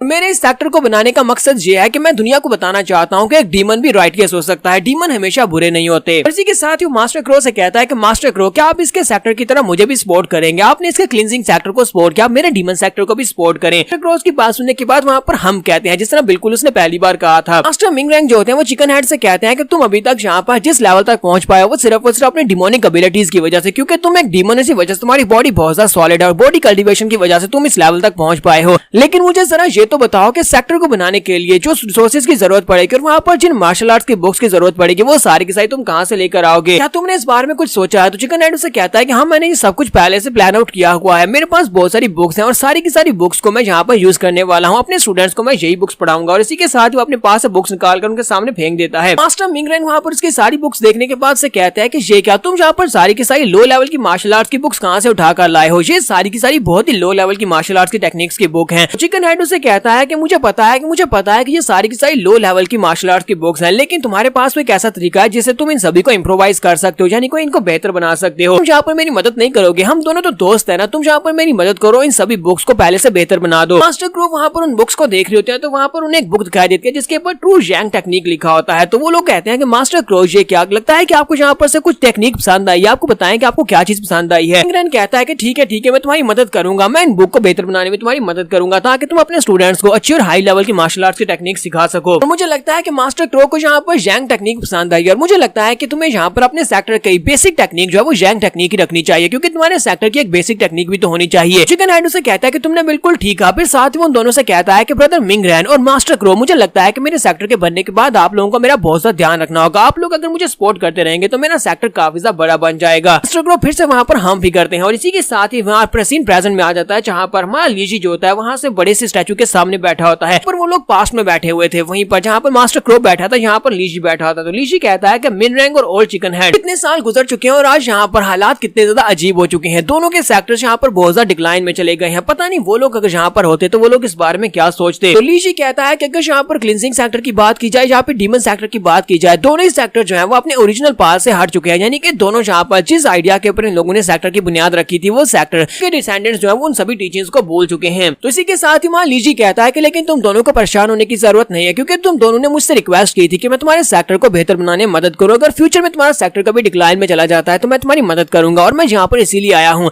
मैं यहाँ पर तुम दोनों के सेक्टर्स को पहले से बेहतर बना दूंगा और फिर से उसके सही रास्ते पर ले आऊंगा। वहीं पर बैठा होता है किसी के साथ सुप्रीम एल्डर वहाँ पर आ जाते हैं। सुप्रीम एल्डर से कहते हैं कि लीजी तुम यहाँ पर क्या कर रहे हो? क्या तुम्हें पता है कि तुम यहाँ पर किसके स्टैचू के ऊपर बैठे हुए हो? स्टैचू मास्टर मिंगरैंग का है और तुम्हें यहाँ पर किसने इजाजत दी स्टैचू के ऊपर बैठने की? वहाँ लीजी उठकर खड़ा हो जाता है। तो सुप्रीम एल्डर से कहता है कि हम लोगों ने सभी लोगों ने आपस में बैठकर एक फैसला किया और उस फैसले के मुताबिक हम तुम्हें कुछ बताना चाहते हैं, मेरे साथ आओ। सुप्रीम एल्डर से कहते हैं कि हम लोग यहाँ पर प्राइम डिसिपल की पोजीशन के बारे में तुमसे बात करना चाहते हैं, मेरे साथ मेन हॉल में आ जाओ। तो मान लीजिए भी इस बात से काफी ज्यादा खुश होता है और उनके साथ मेन हॉल में आ जाता है। तो मेन हॉल में आने के बाद सुप्रीम एल्डर जो होते हैं बाकी सभी एल्डर्स को कहता है कि हम सभी लोगों ने यहाँ पर फैसला किया है कि हम लोग आज के बाद से लीजी को अपने सेक्टर का प्राइम डिसिपल घोषित करते हैं। सुप्रीम एल्डर से कहता है कि अब जबकि हमने तुम्हें यहाँ पर अपना कोर डिसिपल बना दिया तो मैं चाहता हूँ कि तुम्हें यहाँ पर मैनर्स और बिहेवियर्स के ऊपर बहुत ज्यादा ध्यान देना होगा। यहाँ पर पता होना चाहिए कि तुम्हें किसी के साथ किस तरह से पेश आना और किसके साथ किस तरह से पेश नहीं आना। नहीं चाहता कि तुम यहाँ पर हमारे क्लींजिंग सेक्टर का नाम खराब करो। इसके कोर डिसिपल होने के नाते तुम्हें यहाँ पर सेक्टर की इज्जत को भी ध्यान में रखना होगा। यहाँ पर हमारी बातों की समझ आ रही है। जबकि मान लीजिए वहाँ पर अपने सूट की तरफ देख रहा होता है और कहता है कि ये क्या, ये कपड़े तुमने मुझे किसके दे दिए? हालांकि ये काफी ज्यादा खुले हैं लेकिन फिर भी चलो ठीक है मैं इसी को पहन लेता हूँ। तो सुप्रीम एल्डर से कहते हैं कि लड़के तुमने यहाँ पर मेरी बात को शायद सुना ही नहीं। हम लोग यहाँ पर सीरियस मूड में तुमसे बात कर रहे हैं लेकिन तुम यहाँ पर हमारी बातों को इग्नोर किए जा रहे हो, बिल्कुल वैसे जैसे तुम पहले यहाँ पर बातें किए जा रहे थे।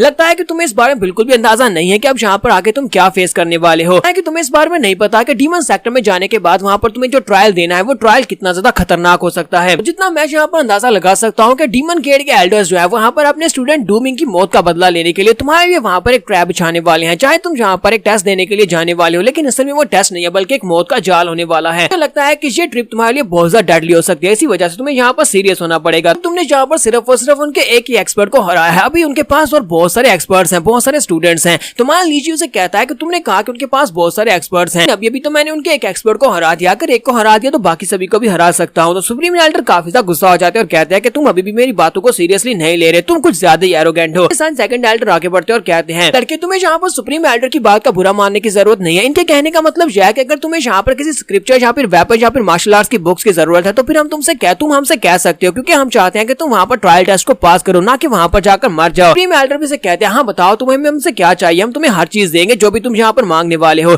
तो मान लीजिए उसे कहता है कि मुझे लगता है कि ये स्टिक जो है वो काफी ज्यादा अच्छी है, इसी वजह से मैं स्टिक को अपने मेन वेपन के तौर पर यूज करूंगा और इसके साथ मुझे कुछ और चाहिए होगा। यहाँ पर मुझे एक स्पेशल मार्शल आर्ट्स की टेक्निक चाहिए, उस मार्शल आर्ट्स की टेक्निक को इनविजिबल ब्लेड्स कहा जाता है। मैं यहाँ पर इसी स्किल को चूज करने वाला हूँ। इसी के साथ ही मुझे यहाँ पर 2 ब्लेड्स भी चाहिए होंगे ताकि मैं उस इनविजिबल स्किल को भी यूज कर सकूं, इनविजिबल ब्लेड स्किल को यूज कर सकूं। तो सेकंड एल्डर से कहते हैं कि लड़के तुम्हारी चॉइस तो बहुत ज्यादा बुरी है, क्या तुम्हें वाकई में लगता है कि तुम यहाँ पर इनविजिबल ब्लेड टेक्निक को यूज करते हुए यहाँ पर ट्रायल टेस्ट को पास कर पाओगे, वहाँ के खतरों का सामना कर पाओगे, क्योंकि ये तो एक बहुत ही लो लेवल की मार्शल आर्ट्स की टेक्निक है। पर तुम यहाँ पर अपनी स्टिक को यूज करने वाले हो, क्या तुम्हें लगता है कि ये स्टिक तलवारों के सामने टिक सकती है? तुम इसको किस लिए यूज करोगे? लीजिए उसे कहता है कि मास्टर लगता है कि आप यहाँ पर एक बात को भूल रहे हैं, वो बात यह है कि हम लोग यहाँ पर कल्टीवेशन के दौरान वो सिर्फ अपने डाव को यूज करते हैं और डाव को यूज करते हुए हम लोग किसी भी ओपोनेंट को हरा सकते हैं। वेपन्स जो होते हैं ये तो सिर्फ और सिर्फ एक्सटर्नल ऑब्जेक्ट्स होते हैं और मुझे लगता है कि मैं अपनी स्टिक से किसी भी तलवार को हरा सकता हूँ। एल्डर्स की बात सुनने के बाद कहता है कि इस लड़के की एरोगेंसी कभी खत्म ही नहीं होगी। वो उसे कहता है अगर तुम्हें यहाँ पर कुछ भी नहीं कहना तो फिर ठीक है, तुम यहाँ से जा सकते हो और हुईरेन भी तुम्हारे साथ ही जाएगा। तो डिसाइपल हुईरेन से कहते हैं कि जाओ इसे अपने साथ ले जाओ, जाकर इसे इनविजिबल ब्लेड टेक्निक दे दो और साथ में इसे 2 वेपन्स भी देना और साथ ही इसे क्वार्टर्स में छोड़ाओ। लीजी से कहता है तो फिर ठीक है, अब मैं यहाँ से जा रहा हूँ और इसी के साथ ही मान लीजिए वहाँ से पीछे की तरफ मुड़ जाता है। हुईरेन भी उसके साथ साथ ही होता है, वो लोग वहाँ पर से जा रहे होते हैं। तो सेकंड एल्डर कहते हैं ब्रदर तुमने इस बार इस लड़के की बातों के ऊपर कुछ भी ऑब्जेक्ट नहीं किया, तुम सिर्फ गुस्सा हुए लेकिन फिर भी तुमने इसे रोका नहीं, तुमने इसकी जहाँ पर इसकी बोलती बंद नहीं की। तो सुप्रीम एल्डर से कहते हैं कि तुम्हें नहीं लगता कि जब से ये लड़का यहाँ पर आया तब से ये हमारे साथ बदतमीजी के साथ बात कर रहा है, तुम्हें क्या लगता है कि मैं बार बार इसकी बदतमीजी के ऊपर इसे यहाँ पर सजा देने वाला हूँ, बार बार इसके ऊपर गुस्सा होता रहूंगा क्योंकि इस लड़के की जुबान ही ऐसी है। रही बात यहाँ पर इसके वाइल्ड बिहेवियर की, तो मुझे लगता है कि ये हमारे लिए ज्यादा बेहतर ही है क्योंकि इस लड़के का एटीट्यूड बहुत ज्यादा कमाल का है और ये लड़का अगर उस ट्रायल को पास कर जाता है तो हमें यहाँ पर एक कोल्ड सैपल मिल जाएगा और साथ में मन गेट की लड़की भी यहाँ पर आ जाएगी इस लड़के के साथ शादी करके, जिससे हम दोनों सेक्टर्स के दरमियान में एक समझौता हो जाएगा और इस लड़की को हम लोग यूज कर सकते हैं। और अगर ये यहाँ पर मर जाता है तो फिर हम लोग यहाँ पर आसानी से इससे निमट सकते हैं क्योंकि ये हमारे रास्ते से हट जाएगा और हमें यहाँ पर से कोल्ड सैपल नहीं बनाना पड़ेगा। यहाँ पर हम लोग अपनी एपिसोड 04 का एंड करेंगे। एपिसोड की एक्सप्लेनेशन अच्छी लगी हो तो कमेंट करके जरूर बताइएगा, चैनल को सब्सक्राइब कर दे, वीडियो को लाइक और शेयर कर दे। शुक्रिया। तो गाइस कैसे हम सब लोग राइज ऑफ एम्परर के एपिसोड 05 के साथ हाजिर हो। तो इस एपिसोड की शुरुआत में हमें रूम का सीन दिखाया जाता है जहाँ पर मान लीजिए अपने रूम में आ जाता है और उसका जो रूम होता है वो काफी ज्यादा बड़ा होता है। हुईरेन भी वहीं पर खड़ा होता है। ब्रदर हुईरेन कहता है यहाँ पर इस रूम को देखकर काफी ज्यादा हैरान हो कि ये रूम तो काफी ज्यादा बड़ा है, मेरे रूम से तो बहुत ज्यादा बड़ा है। मान लीजिए उसे कहता है क्योंकि ये कोड सैपल का रूम है इसी वजह से ये ज्यादा बड़ा है। वो वहाँ पर उस मार्शल आर्ट्स की टेक्निक को पढ़ा होता है जिसे इनविजिबल ब्लेड मार्शल आर्ट की टेक्निक कहते हैं। तो ब्रदर हुईरेन उसे कहता है कि तुम तो वाकई में बहुत ज्यादा कमाल के हो, तुमने यहाँ पर बड़ी आसानी के साथ कोड सैपल की पोजीशन को हासिल कर लिया, मुझे लगा था कि तुम ये कर पाओगे। अब कि तुम यहाँ पर कोड साइपल बन चुके हो तो क्या मैं यहाँ पर तुम्हें सीनियर ब्रदर कह सकता हूँ। दूसरी तरफ मान लीजिए जो होता है वो मार्शल आर्ट्स की टेक्निक को मास्टर करने की कोशिश कर रहा होता है। वो उसे कहता है कि मुझे ये बताओ क्या तुमने इनविजिबल स्वर्ड इस टेक्निक को मास्टर किया है, तुमने ये टेक्निक सीखी है? तो ब्रदर हुईरेन उसे कहता है कि हाँ मैंने इसको प्रैक्टिस किया है, थोड़ा बहुत तो प्रैक्टिस किया और इसके सारे मूव्स मुझे आते हैं। लीजिए जल्दी से उठकर बैठ जाता है और उसे कहता है तो फिर ये तो बहुत ही अच्छी बात है कि तुमने इस टेक्निक को मास्टर किया हुआ है, चलो ठीक है हम लोग यहाँ पर प्रैक्टिस करते हैं, तुम मेरे साथ प्रैक्टिस करो। तो हुईरेन उसे कहता है क्या तुम मेरे साथ प्रैक्टिस करना चाहते हो, वो भी अभी इस वक्त? मान लीजिए उसे कहता है हाँ अभी इसी वक्त, और दोनों वहाँ पर गार्डन में चले आते हैं। तो लीजिए उसे कहता है कि मैं चाहता हूँ कि तुम यहाँ पर अपने हाथों को तलवार की तरह यूज करो, यानी कि ब्लेड्स की तरह यूज करो, लेकिन अगर तुम यहाँ पर अपने ब्लेड्स को यानी हाथों को ज्यादा जोर के साथ मारना चाहते हो तो मार सकते हो, यानी तब एक तलवार की तरह अगर हार्ड कर सकते हो तो कर लेना, कोई मसला नहीं है। तो ब्रदर हुईरेन उसे कहता है अच्छा ठीक है। साथ ही मान लीजिए उसे कहता है कि अब जबकि हम लोग यहाँ पर स्पार करने वाले हैं तो मुझे लगता है कि इसको इंटरेस्टिंग बनाने के लिए हमें यहाँ पर आपस में बैट करनी चाहिए। तो हुईरेन उसे कहता है कि तुम्हारी इस बात का क्या मतलब है कि हमें यहाँ पर बैट करनी चाहिए? तो मान लीजिए उसे कहता है कि मैं यहाँ पर तुम्हें 10 चांसेस दूंगा, तुम मेरे ऊपर 10 अटैक कर सकते हो, अगर तुम 10 अटैक्स में से एक भी अटैक मेरे ऊपर कर पाए मैं हार जाऊंगा, लेकिन अगर यहाँ पर उन 10 अटैक्स के बाद अगर मैं तुम्हारे ऊपर एक भी अटैक कर पाया तो इसका मतलब यह है कि मैं यहाँ पर जीत जाऊंगा, और अगर मैं यहाँ पर जीत गया तो अगले पूरे एक महीने के लिए तुम्हें यहाँ पर मेरा सर्वेंट बनना होगा, क्या तुम्हें ये मंजूर है? तो हुईरेन उसकी बात सुनने के बाद काफी गुस्सा होता है और कहता है कि इसे क्या लगता है कि मैं इसके ऊपर 10 अटैक करूंगा और 10 में से एक भी अटैक नहीं कर पाऊंगा? मैं एक प्रोफेशनल मार्शल आर्टिस्ट हूँ जो काफी ऐसे से यहाँ पर मार्शल आर्ट्स की ट्रेनिंग ले रहा हूँ, लेकिन ये लड़का जो अभी भी यहाँ पर आया जिसके पास कल्टीवेशन भी नहीं है, ये यहाँ पर मुझसे इस तरह का चैलेंज कैसे कर सकता है? उसे कहता है अच्छा ठीक है हम लोग यहाँ पर बैट करते हैं, लेकिन अगर मैच यहाँ पर जीत जाता हूँ तो फिर आज के बाद से तुम्हें यहाँ पर सभी को रिस्पेक्ट से बुलाना होगा, सभी के साथ इज्जत से पेश आना होगा, और स्पेशली मेरे साथ तुम मुझे भी यहाँ पर सीनियर ब्रदर कहोगे। लीजिए उसे कहता हाँ क्यों नहीं, चलो फिर ठीक है आ जाओ। और इसी के साथ ही दोनों वहाँ पर अपनी स्पार स्टार्ट करते हैं। जैसे मान लीजिए उसके ऊपर अटैक करने के लिए आगे बढ़ता है, इसी के साथ ही हुईरेन उसके ऊपर अटैक करता है और कहता है कि मुझे लगा ही था कि तुम वाकई में बिल्कुल एक न्यूबी हो, तुम्हें तो यहाँ पर इसके बारे में कुछ भी नहीं पता। उसके ऊपर अटैक करते हुए आगे गुजर जाता है। ब्रदर हुईरेन जो होता है वहाँ पर उसके ऊपर बार-बार अटैक कर रहा था, वो बार-बार उसके ऊपर अटैक करता है और इसके साथ ही काफी सारे अटैक्स कर चुका है। और यहाँ पर जब वो 9th के ऊपर पहुंचता है और कहता है कि इस लड़के को यहाँ पर इस टेक्निक के बारे में कुछ भी नहीं पता और मुझे लगता है कि मैं यहाँ पर जीतने वाला, क्योंकि ये लास्ट राउंड है और लास्ट राउंड अगर मैंने यहाँ पर पूरा कर लिया और यहाँ पर लास्ट राउंड के दरमियान यहाँ पर मेरे पर अटैक नहीं कर पाया, यानी काउंटर अटैक नहीं कर पाया, तो उसका मतलब यह है कि मैं यहाँ पर जीत जाऊंगा। और वो उसे कहता है कि ये आखिरी राउंड है, यहाँ पर मेरे पास आखिरी मौका है कि मैं यहाँ पर तुम्हें हरा दूं और उसके बाद तुम सभी की इज्जत करोगे। तो वो उसे कहता है कि ये फाइनल अटैक है और इसी के साथ ही वो अपने हाथ को उठाता है और कहता है कि अब तुम्हें सभी को रिस्पेक्ट देना होगी। जैसे ही वो अपने हाथ को तलवार बनाकर उसकी गर्दन के ऊपर अटैक करने लगता है, हमारा लीजी आगे हंसना शुरू कर देता है और कहता है कि तुम्हारा बहुत बहुत शुक्रिया यहाँ पर मुझे इस टेक्निक को दिखाने के लिए। उसके ऊपर अटैक करता है। इसी के साथ ही हमारा लीजी जो होता है वो उसी के सेम टेक्निक को यूज करते हुए अपने हाथ को उसकी गर्दन के ऊपर रखता है और कहता है कि लो मैं यहाँ पर जीत गया, मैंने यहाँ पर 10 अटैक्स के दौरान तुम्हें टोक दिया है, तुम्हारी वजह से मैं यहाँ पर इस मार्शल आर्ट्स की टेक्निक को बड़ी आसानी से कॉपी कर पाया हूँ। अगर मैं यहाँ पर उस बुक को पढ़ता रहता तो पता नहीं कब तक मैं इसको सीख पाता, लेकिन अब जबकि तुमने यहाँ पर लाइव डिमोन्स्ट्रेशन दे दिया तो मुझे ये टेक्निक अच्छे से मास्टर हो गई है। वहां से तो हुरैन को भी काफी ज्यादा झटका लगता है। वो कहता है कि ऐसा कैसे हो गया, ऐसा कैसे हो गया, मुझे पता होना चाहिए था कि ये किसी के मार्शल आर्ट्स की स्किल को भी कॉपी कर सकता है, मैं इस बात को कैसे भूल गया। लीजियो से कहता है कि अब जबकि हम दोनों के दरमियान में एक एग्रीमेंट हुआ था, हम दोनों के दरमियान में एक शर्त लगी थी कि अब जबकि मैं यहाँ पर जीत चुका हूँ तो फिर तुम्हें पूरे 1 महीने के लिए मेरा नौकर बनना होगा, तुम मेरे सर्वेंट बनोगे। लीजियो से कहता है कि अब ठीक है, अब मैं सोने के लिए जा रहा हूँ, तुम्हें सुबह मुझे जगाना होगा, साथ ही मेरा सामान भी पैक करना होगा, मेरा सारा सामान भी तुम्हें उठाना होगा। अब जल्दी से अपने आप को माइंड के तौर पर तैयार कर लो कि तुम मेरे साथ ही जाने वाले हो। जबकि ब्रदर हुरैन वहाँ पर सोच रहा था कि मुझे समझ नहीं आ रही कि यहाँ पर हुआ क्या। मैं यहाँ पर अपने आप को ये समझता रहा कि मैं एक बहुत ही कमाल का इंसान हूँ और बहुत ही अच्छा कल्टीवेटर हूँ, क्योंकि मैं यहाँ पर स्पेशल ट्रीटमेंट ले रहा हूँ, जिसकी वजह से मुझे लगा था कि मैं एक अच्छा कल्टीवेटर हूँ। ऊपर से हमारा क्लींजिंग सेक्टर जो है ये बहुत ज्यादा डिक्लाइन में जा चुका है और मुझे लगता था कि हम लोग कभी भी अपने सेक्टर को दोबारा से रिवाइव नहीं कर पाएंगे। लेकिन अब जबकि मैं इस लड़के को देखता हूँ जो कि बहुत ज्यादा एरोगेंट है लेकिन ये एनर्जी से भरा हुआ है, जब मैं इसको देखता हूँ तो मुझे लगता है कि अगर ये लड़का वाकई में हमारा प्राइम डिसिपल है तो ये लड़का हमारे सेक्टर को दोबारा से राइज करवा सकता है। जब से मैंने इस लड़के को देखा, इसकी बातें सुनने के बाद मुझे भी काफी ज्यादा जोश आ रहा है। इसी के साथ वो चिल्लाकर उसे कहता है कि लीजिए, तुम्हारा लीजिए उसे कहता है कि तुम्हें क्या होगा, तुम इतना ज्यादा चिल्ला क्यों रहे हो। तो वो उसे कहता है तुम इस ट्रायल को पूरा कर सकते हो, ना सिर्फ ट्रायल को बल्कि तुम हमारे सेक्टर को भी दोबारा से रिवाइव करवा सकते हो और मुझे पता है कि तुम ऐसा कर सकते हो। तो जब वो यहाँ पर उसे ये वाली बात करता है तो मान लीजिए उसकी तरफ देखता है और उसे वहाँ पर मिंग रेंज याद आता है। तो वो कहता है कि देखो तो जरा, ये बिल्कुल उसी के जैसा लगता है। तो वो उसे कहता है कि लड़के तुम्हें यहाँ पर मुझे कहने की जरूरत नहीं है क्योंकि ये सब कुछ तो मैं वैसे ही करने वाला हूँ। तो नेक्स्ट सीन हमें डीमन गेट का दिखाया जाता है। डीमन गेट का सीन दिखाते हैं जहाँ पर मिंग जब वहाँ पर से हार कर वापस गया और उसकी कल्टीवेशन एबॉलिश हो चुकी है तो वहाँ पर वो खुदकुशी कर लेता है और उसका बड़ा भाई उसके पास बैठा होता है। प्रोटेक्टर जू वहाँ पर आते हैं जो कि इनके सेक्टर के गार्डियन है, वो वहाँ पर आते हैं और आकर कहते हैं कि एल्टर हु, तुम लोग तो वहाँ पर एक मैसेज देने के लिए गए थे लेकिन ये क्या हो गया, ये लड़का यहाँ पर इतनी बुरी तरह हालत में यहाँ पर आया और उसके बाद रात को इसने यहाँ पर खुदकुशी कर ली। तो मास्टर हु से कहते हैं कि मैं इस लड़के को जब लेकर आया था तब ये बिल्कुल ठीक था, लेकिन वहाँ पर फाइट की वजह से एक लड़का जिसका नाम लीजी है उसने इसकी कल्टीवेशन को अबॉलिश कर दिया। फाइट के दौरान उसने इसकी कल्टीवेशन को डिस्ट्रॉय कर दिया था, जिसकी वजह से लगता है कि ये सदमे को बर्दाश्त नहीं कर पाया और इस बच्चे ने यहाँ पर खुद ही अपना गला काट लिया। तो भाई वहाँ पर काफी ज्यादा गुस्से में होता है, वहाँ पर रो रहा होता है। जबकि मास्टर जू से कहते हैं बेटा डूजान, क्या तुम्हें पता है कि एक कल्टीवेटर के लिए उसकी लाइफ क्या होती है। एक कल्टीवेटर के लिए उसकी लाइफ, उसकी आत्मा या फिर कुछ और चीज नहीं होती, पैसा वगैरह नहीं होता, बल्कि उसकी कल्टीवेशन होती है।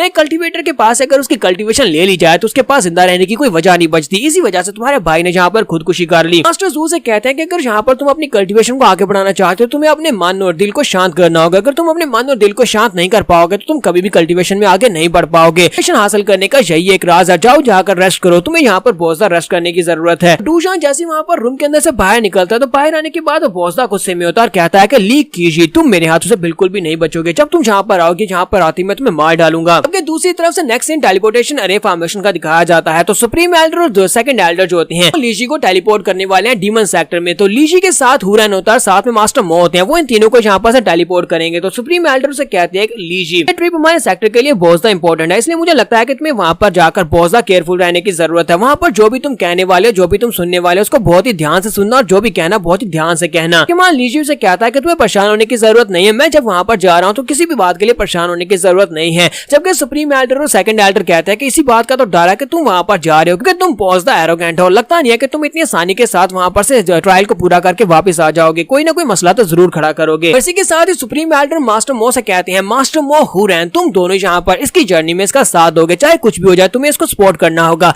अब मैं यहाँ पर तुम सभी को वहाँ पर टेलीपोर्ट करने वाला हूँ, तो जल्दी से तुम सभी लोग यहाँ पर चले जाओ, जाकर उस ट्रायल को पूरा करने के बाद जल्दी से वापस आ जाना। ऐसी वो टेलीपोर्टेशन अरे एक्टिवेट होती है। हुरैन यहाँ पर हमारे लीजी से कहता है कि सीनियर ब्रदर, मुझे लगता है कि हमें वहाँ पर बहुत ज्यादा शांत रहने की जरूरत होगी क्योंकि पिछले कई सालों में डीमन सेक्टर जो है वो काफी ज्यादा प्रॉस्पर हो चुका है, बहुत ज्यादा बड़ा हो चुका है। इसी वजह से मुझे लगता है जब हम लोग वहाँ पर पहुंचेंगे तो वहाँ पर बहुत सारे लोग होंगे हमें वेलकम करने के लिए, बहुत सारे स्टूडेंट्स होंगे, वो सभी लोग हमें वेलकम करने के लिए आए होंगे। तुम्हें वहां पर शांत रहना होगा, कुछ भी उल्टा सीधा मत करना। तो मान लीजिए उसे कहता है क्या वाकई में, चलो फिर वहीं पर जाकर पता चलेगा कितनी बड़ी पार्टी मिलने वाली है, हमें वेलकमिंग पार्टी मिलने वाली है। और इसी के साथ वो लोग वहां पर से टेलीपोर्ट हो जाते हैं। टेलीपोर्ट होने के बाद ये सभी लोग डीमन सेक्टर में पहुंच जाते हैं। वहां पर भी एक टेलीपोर्टेशन रे होती है। जैसे ये लोग वहां पर पहुंचते हैं, इसी के साथ वो आसपास देखकर बहुत ज्यादा हैरान होते हैं, क्योंकि वहां पर कोई भी नहीं होता, पूरे बड़े हाल में कोई भी नहीं होता, कोई भी इनको वेलकम करने के लिए नहीं आया होता। तो मान लीजिए उसे कहता है कि तुमने तो कहा था कि बहुत सारे लोग वेलकम करने के लिए आएंगे, लेकिन तो यहाँ पर तो एक भी बंदा नहीं है। मुझे तो लगता है कि हम लोग यहाँ पर मुर्दों के सेक्टर में चले आए, जहाँ पर कोई है क्यों नहीं जो हमें वेलकम करने के लिए आया हो। और यहाँ पर हम लोग अपनी एपिसोड 05 का एंड करेंगे। नेक्स्ट एपिसोड में देखेंगे मान लीजिए यहाँ पर ट्रायल टेस्ट को कैसे पार कर पाएगा, क्योंकि यहाँ पर खतरा बहुत ज्यादा है। तो एपिसोड की एक्सप्लेनेशन अच्छी लगी हो तो कमेंट करके जरूर बताइएगा। चैनल को सब्सक्राइब कर दे, वीडियो को लाइक और शेयर कर दे। शुक्रिया। तो लास्ट एपिसोड के एंड पे हमने देखा था कि मान लीजिए अपने साथियों के साथ जैसे डीमन सेक्टर में टेलीपोर्ट होता है तो वहां पर कोई भी नहीं होता, इतने बड़े हाल में कोई भी उनको वेलकम करने के लिए नहीं आया होता। यहाँ पर हुरैन का मजाक उड़ा रहा था और उसे कहता है कि तुमने तो कहा था कि बहुत सारे लोग आएंगे। इसी के साथ मास्टर जू साइड के ऊपर से निकल कर आते हैं और उनसे कहते हैं कि तुम सभी लोग यहाँ पर क्लींजिंग इंसेंस एंशिएंट सेक्टर से यहाँ पर आए हो, तुम्हें माफ करना कि मेरे अलावा यहाँ पर कोई भी तुम्हें वेलकम करने के लिए नहीं आ पाया। प्लीज मुझे माफ करना कि मैं भी यहाँ पर तुम्हें वेलकम करने के लिए लेट आया हूँ। मास्टर मो से कहते हैं कि प्रोटेक्टर जू तुम यहाँ पर अकेले क्यों हो, बाकी के सभी लोग कहाँ पर है, कोई भी एल्डर कोई भी स्टूडेंट यहाँ पर हमें वेलकम करने के लिए क्यों नहीं आया? क्या तुम यहाँ पर हमारे क्लींजिंग इंसेंस सेक्टर की इंसल्ट करना चाहते हो? क्या तुम्हें लगता है कि हमारा सेक्टर इतना ज्यादा थका हुआ है कि तुम में से कोई भी यहाँ पर मैं वेलकम नहीं कर सकता? तो मास्टर जू से कहता है कि प्रोटेक्टर मो प्लीज यहाँ पर गुस्सा होने की जरूरत नहीं है, बाकी के सभी एल्डर्स और मास्टर इस वक्त बहुत ही जरूरी कामों में बिजी हैं और आपको तो पता है कि हमारे मास्टर जो है सेक्टर के लीडर जो है वो इस वक्त सर्कुलेशन में, इसी वजह से बाकी सभी लोगों को बहुत सारे इंपॉर्टेंट काम करने होते हैं। इसी वजह से कोई भी एल्डर और कोई भी स्टूडेंट फ्री नहीं था जो यहाँ पर आपको वेलकम करने के लिए आता। तो मास्टर मो से कहते हैं तुम बस यहाँ पर कहानियां बना रहे हो। लीजिए उसे कहता है कि मास्टर मो आपको परेशान होने की जरूरत नहीं है, अगर ये लोग यहाँ पर हमारे साथ इस तरह की ट्रिक्स खेलना चाहते हैं तो कोई बात नहीं, हम लोग इनकी ट्रिक्स का सामना करेंगे। अगर ये लोग यहाँ पर मेरे साथ कुछ बुरा करेंगे तो मैं उनका 100 गुना इसको वापस करूंगा। तो मास्टर जू उसकी बातें सुनने के बाद कहते हैं कि ये लड़का जो यहाँ पर ज्यादा बोल रहा है, मुझे लगता है कि यही तुम्हारा प्राइम डिसाइपल है, मैंने तुम्हारे बारे में सुना है कि तुम कुछ ज्यादा ही बोलते हो। तो मान लीजिए उसे कहता है कि हाँ मैं ही प्राइम डिसाइपल हूँ। तो मास्टर जू से कहते हैं कि तुम वाकई में बहुत ज्यादा यंग हो, इतनी यंग एज में तुमने हमारे सेक्टर के एक आउटर डिसाइपल को मार डाला, हमारा आउटर डिसाइपल एक कम कर दिया। तुम्हें क्या लगता है कि तुम यहाँ पर इतनी आसानी से आकर ट्रायल को पास करके वापस चले जाओगे, हमारी प्रिंसेस को अपने साथ ले जाओगे अपनी दुल्हन बनाकर? ऐसा तो बिल्कुल भी नहीं होने वाला और ये ट्रायल तुम्हारे लिए बहुत ज्यादा मुश्किल होने वाला है। इसके साथ ही मास्टर जू कहते हैं कि चलो जल्दी से मेरे साथ आ जाओ, मैं तुम्हें गेस्ट क्वार्टर्स की तरफ लेकर चलता हूँ जहाँ पर तुम लोग जाकर रेस्ट कर सकते हो। आज का दिन तुम लोग रेस्ट करोगे और उसके बाद हम लोग ट्रायल को स्टार्ट करेंगे। तो मान लीजिए उसे कहता है कि मुझे यहाँ पर इतनी भी जल्दी नहीं है अपने क्वार्टर्स में जाने की। अब जबकि मैंने तुम्हारे डीमन सेक्टर के बारे में सुना है कि डीमन सेक्टर काफी ज्यादा प्रॉस्पर है, तो क्यों ना आसपास घूमकर देखा जाए। चलो आसपास चल के देखते हैं कि यहाँ पर क्या है। और इसी के साथ लीची वहां पर साइड के ऊपर भागना शुरू कर देता है। जू रैन और मास्टर मोज होते हैं वो जल्दी से उसके पीछे आते हैं और कहते हैं कि तुम कहाँ पर जा रहे हो, हमने तुम्हें कहा था कि यहाँ पर से अलग मत होना, हमारे साथ ही रहना। मास्टर जू कहते हैं कि ये लड़का तो बिल्कुल भी नहीं बचेगा, अगर ये यहाँ पर रास्ते से भटक गया और कोई एल्डर वहाँ पर नहीं हुआ तो फिर ये जरूर मरेगा। हाँ लीची चौथा भागता हुआ डेथ अरीना में चला जाता है जहाँ पर बहुत ही बड़े बड़े स्टैचूज होते हैं। वो कहता है कि ये देखो डीमन सेक्टर वालों का अरीना कितना ज्यादा बड़ा है, बहुत ज्यादा कूल भी है और स्टैचू तो बहुत ज्यादा बड़े बड़े हैं, वहाँ पर बहुत सारे अलग अलग स्टैचूज होते हैं। वहाँ लीची कहता है कि ये बैटल स्टेज तो वाकई में काफी ज्यादा कमाल किया। तो मास्टर मो कहते हैं हाँ ये वाकई में काफी ज्यादा कमाल किया है, हमारे सेक्टर के डेथ अरीना के मुकाबले में ये बहुत ज्यादा बड़ी है। हुरैन कहता है कि हमारे क्लींजिंग एंशिएंट सेक्टर में कभी इस तरह की एक बड़ी अरीना हुआ करती थी जहाँ पर बड़ी बड़ी मूर्तियां थी, लेकिन अब वो रिड्यूस कर दिया गया, उसे छोटा कर दिया गया है। इसी के साथ ही मान लीजिए आगे बढ़ता है और कहता है कि हुरैन मेरी बात सुनो। हुरैन उसे कहता है कि अब तुम्हें क्या चाहिए, तुम यहाँ पर मुझसे क्या मांगने वाले हो, क्योंकि तुम्हें देखकर लगता है कि तुम कुछ अजीब सी हरकत करने वाले हो। मान लीजिए उसे सामने एक बड़े से स्टैचू की तरफ इशारा करता है और कहता है कि मैं चाहता हूँ कि मुझे उस स्टैचू के ऊपर पहुंचा दो, मैं चाहता हूँ तुम मुझे उस स्टैचू के कंधे के ऊपर पहुंचाओ। चलाकर उसे कहता है क्या बकवास कर रहे हो, क्या तुम चाहते हो कि तुम्हें स्टैचू के ऊपर पहुंचाया जाए? तुम्हें पता है ना कि ये एक सैक्रेड ग्राउंड है, स्टैचू सारे के सारे सैक्रेड है, अगर तुम्हें कंधे के ऊपर चढ़ना है तो वो लोग तुम्हें नहीं छोड़ेंगे। मान लीजिए उसे कहता है कि इस बारे में मत भूलो कि मैं यहाँ पर तुम्हारा 1 महीने के लिए मास्टर हूँ, जो भी मैं तुम्हें कहूंगा वो तुम्हें करना होगा। प्लीज जल्दी से मुझे उठाओ और जल्दी से ऊपर ले चलो, मुझे उस स्टैचू के कंधे के ऊपर चढ़ के खड़ा होकर देखना है। उसे कहता है कि नहीं ऐसा बिल्कुल भी नहीं हो सकता, मैं पूरे 1 महीने के लिए इस तरह बिल्कुल भी नहीं जी सकता। और इसी के साथ उसके सामने अपना सर झुकाता है, कहता है कि प्लीज बिग ब्रदर मुझे यहाँ पर जान से मार डालो, मैं पूरे 1 महीने के लिए तुम्हारा सर्वेंट बनकर नहीं रह सकता। दूसरी तरफ से मास्टर मो आगे बढ़ता करते हैं और कहते हैं फ्रेंड तुम्हें ये सब कुछ करने की जरूरत नहीं है, तुम छोड़ो मैं यहाँ पर करता हूँ। तो मान लीजिए कहता है कि मास्टर मोशा आप क्या कर रहे हो, और इसी के साथ ही मास्टर मो से कहते हैं कि मैं यहाँ पर तुम्हें कंधे के ऊपर पहुंचा कर आऊंगा, क्योंकि मुझे यहाँ पर तुम्हें स्पोर्ट करने के लिए भेजा गया, और अगर यहाँ पर मैं तुम्हारी रिक्वायरमेंट्स को पूरा नहीं कर सकता तो फिर मेरे यहाँ पर आने का फायदा ही क्या। और वो उसे लेकर ऊपर की तरफ जंप करते और कहता है कि तुम हमारे सेक्टर के प्राइम डिसिपल हो और तुम्हारी रिक्वायरमेंट्स को पूरा करना मेरी जिम्मेदारी है।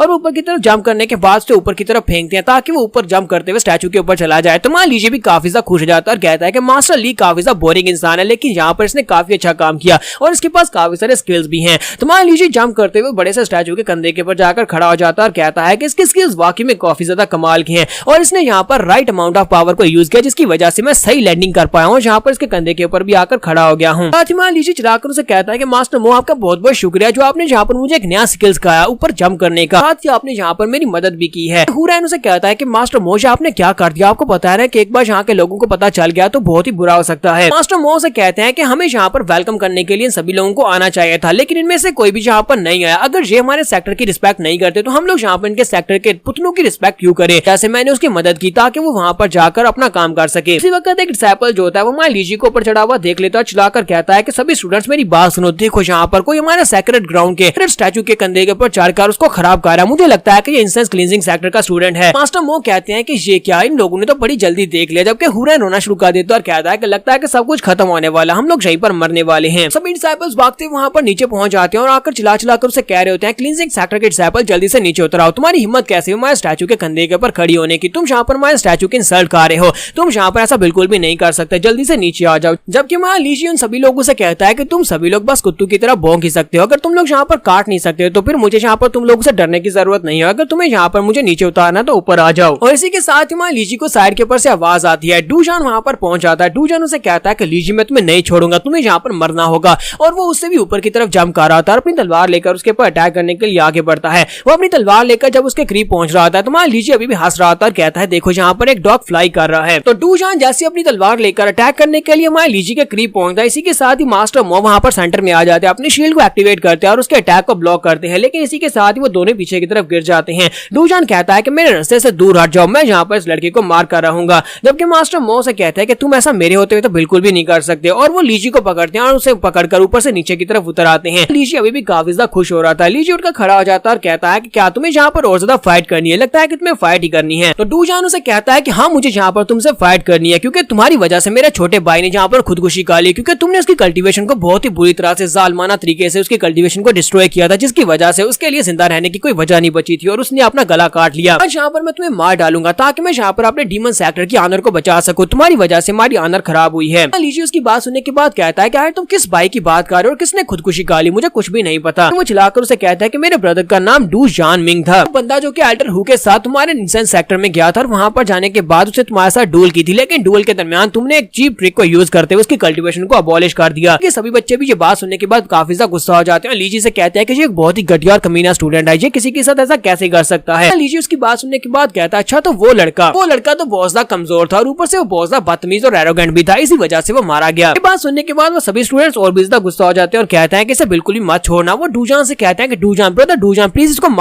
मार डालो ताकि हम लोग अपने सेक्टर की ऑनर को बचा सकें। तो डूजान उसे कहता है कि आज अगर यहाँ पर तुम्हारे पास हमारा प्रोटेक्टर है तभी वो तुम्हें बचा नहीं पाएगा, क्योंकि आज यहाँ पर तुम्हें मरना ही होगा, मैं तुम्हें हर हाल में मार कर ही रहूंगा। लेकिन अगर यहाँ पर तुम मेरे सामने 3 बार अपना सर झुकाते हो और मेरे सामने माफी की भीख मांगते हो, फिर मैं यहाँ पर तुमसे वादा करता हूँ कि तुम्हारी मौत इतनी ज्यादा दर्दनाक नहीं होगी, मैं तुम्हें जल्दी से मौत दे दूंगा, यानी कि सीधी तुम्हारी गर्दन काट कर तुम्हें एक ही झटके में मार डालूंगा। तुम ऐसा नहीं करते तो फिर मैं तुम्हें बहुत ही बुरी तरह से टॉर्चर करके मारने वाला हूँ। इसी के साथ ही मास्टर जू वहाँ पर पहुंच जाते हैं और कहते हैं तुम ऐसा बिल्कुल भी नहीं कर सकते, ये हमारे गेस्ट हैं, ये हमारे मेहमान है और मेहमानों के साथ ऐसा नहीं किया जाता। मास्टर हु भी वहाँ पर पहुंच जाते हैं और कहते हैं कि हाँ इन्होंने बिल्कुल ठीक कहा, तुम यहाँ पर मेहमानों के साथ ऐसा नहीं कर सकते। इसके साथ ही मास्टर जू कहते हैं और ऊपर से इस लड़के के पास तो कल्टीवेशन भी नहीं है, ये लड़का बिल्कुल जीरो है और तुम्हें लगता है कि तुम यहाँ पर लड़के के साथ फाइट करने के लायक हो, तुम इस लड़के से काफी ज्यादा बेहतर हो। जबकि इसी के साथ ही बाकी के सभी डिसिपल चलाना शुरू कर देते हैं और कहता है क्या इनका प्राइम डिसिपल जिसके पास कल्टीवेशन भी नहीं है उसे लगता है कि हम अपनी प्रिंसेस की शादी इस लड़के के साथ कर देंगे, हमारा दिमाग खराब है कि हम लोग अपनी प्रिंसेस की शादी ऐसे लड़के के साथ करेंगे जो बिल्कुल बेकार है, इससे तो हम लोग ज्यादा बेहतर हैं। इसके साथ ही मान लीजिए उसकी बात सुनने के बाद आगे बढ़ता है और जाकर डूजान से कहता है डूजान तुम यहाँ पर मुझसे बदला लेना चाहते हो और मुझे मारना चाहते हो तो फिर ठीक है, मैं तुम्हारे चैलेंज को एक्सेप्ट करता हूँ, हम लोग इसी अरीना में फाइट करेंगे, लाइफ और डेथ का मैच खेलेंगे, हम में से एक मरेगा और दूसरा जिएगा, मैच खत्म होने तक दोनों में से सिर्फ और सिर्फ एक जिंदा बचेगा। अगर तुम्हें यहाँ पर मुझे चैलेंज एक्सेप्टेड है तो तो फिर यहाँ पर आ जाओ। जहाँ पर हम लोग अपनी एपिसोड 06 का एंड करेंगे और नेक्स्ट एपिसोड में देखेंगे लीजी और डूजान की फाइट देखेंगे और दोनों में से कौन यहाँ पर जिएगा और कौन मरेगा, जो हम लोग नेक्स्ट एपिसोड में देखेंगे। एपिसोड की एक्सप्लेनेशन अच्छी लगी हो तो कमेंट करके जरूर बताइएगा। चैनल को सब्सक्राइब कर दें, वीडियो को लाइक और शेयर कर दें। शुक्रिया।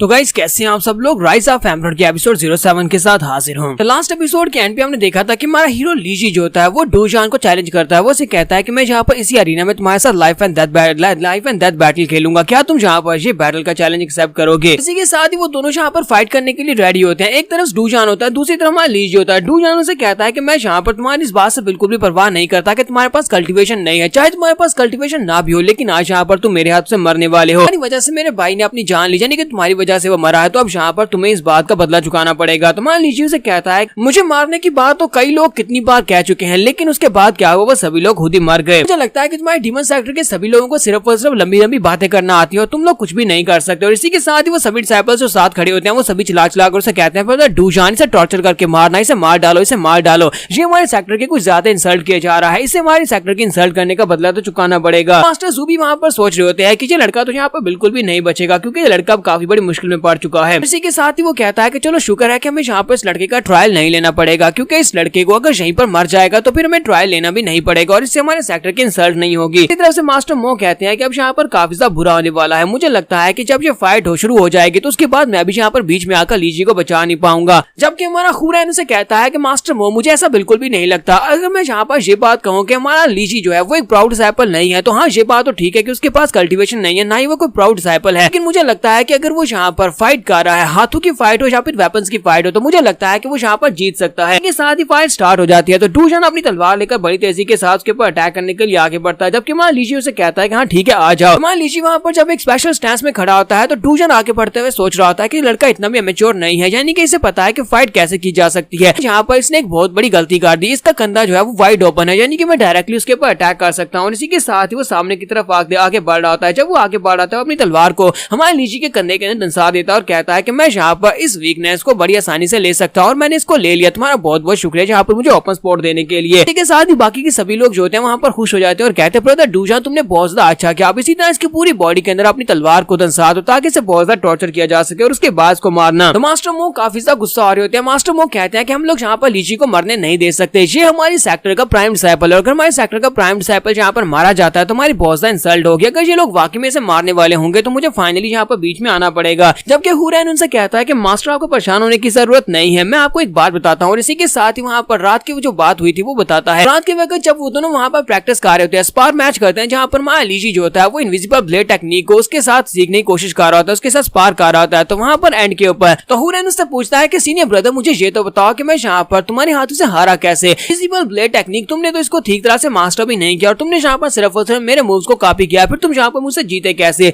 तो माया लीजी उसे कहता है क्योंकि तुम्हारे पास जो टेक्निक है ये तुम्हें लगता है कि तुम्हारी फैमिली की बहुत ही कमजोर टेक्निक है, फैमिली सॉरी सेक्टर की सबसे कमजोर टेक्निक है, क्योंकि ये वाकई में सबसे कमजोर टेक्निक हुआ करती थी। ये एक वाइल्ड टेक्निक है जिसमें बस अपने ब्लेड्स को घुमाते जाना होता है। असल में इसको इम्प्रोवाइज किया गया था, मास्टर मिंग रैन ने खुद इस टेक्निक को इम्प्रोवाइज किया था, यानी इसको बेहतर बनाया था और उसके बेहतर होने के बाद ये टेक्निक बहुत ज्यादा बेहतर हो चुकी है। जो मैंने सीखी हुई है ये उससे ज्यादा बेहतर है, यानी तुम्हारे वाली टेक्निक से ज्यादा बेहतर है, क्योंकि तुम में से कोई भी यहाँ पर इनविजिबल ब्लेड टेक्निक को सीखना नहीं चाहता, क्योंकि सेकंड एल्डन में वहाँ पर यही कहा था कि ये टेक्निक तो बहुत ज्यादा लो लेवल की टेक्निक है, लेकिन असल में ये टेक्निक लो लेवल की नहीं है बल्कि एक बहुत ही हाई लेवल की टेक्निक है, हमारे सेक्टर की बुनियादी मार्शल टेक्निक हो सकती थी। अब मैं तुम्हें दिखाता हूँ कि ये कितनी ज्यादा स्पेशल है। इसी के साथ सीन प्रेजेंट में आ जाता है। जब सीन वहाँ पर प्रेजेंट में आता है तो हमारा लीजी अपने ब्लेड को घुमाता है और वहाँ पर इनविजिबल ब्लेड टेक्निक को यूज करते हुए सामने की तरफ अटैक करता है, क्योंकि दूसरी तरफ से डूजान ने अपनी तलवार उसके कंधे के अंदर दंसाई होती है, इसी वजह से वो सामने से हट नहीं पाता और उसकी तलवार जो होती है उसके सर को वहाँ पर सेंटर से 2 हिस्सों में काट देती है, साथ उसकी बॉडी को भी वहाँ पर एक कट लगता है। तो मान लीजिए उसके ऊपर कट लगाने के बाद आगे बढ़ जाता है और ये देखने के बाद एल्डर शू और एल्डर हू दोनों ही काफी ज्यादा हैरान होते हैं और कहते हैं ऐसा कैसे हो गया, और सभी डिसाइपल्स भी देखकर बहुत ज्यादा हैरान हो रहे होते हैं, क्योंकि वहाँ पर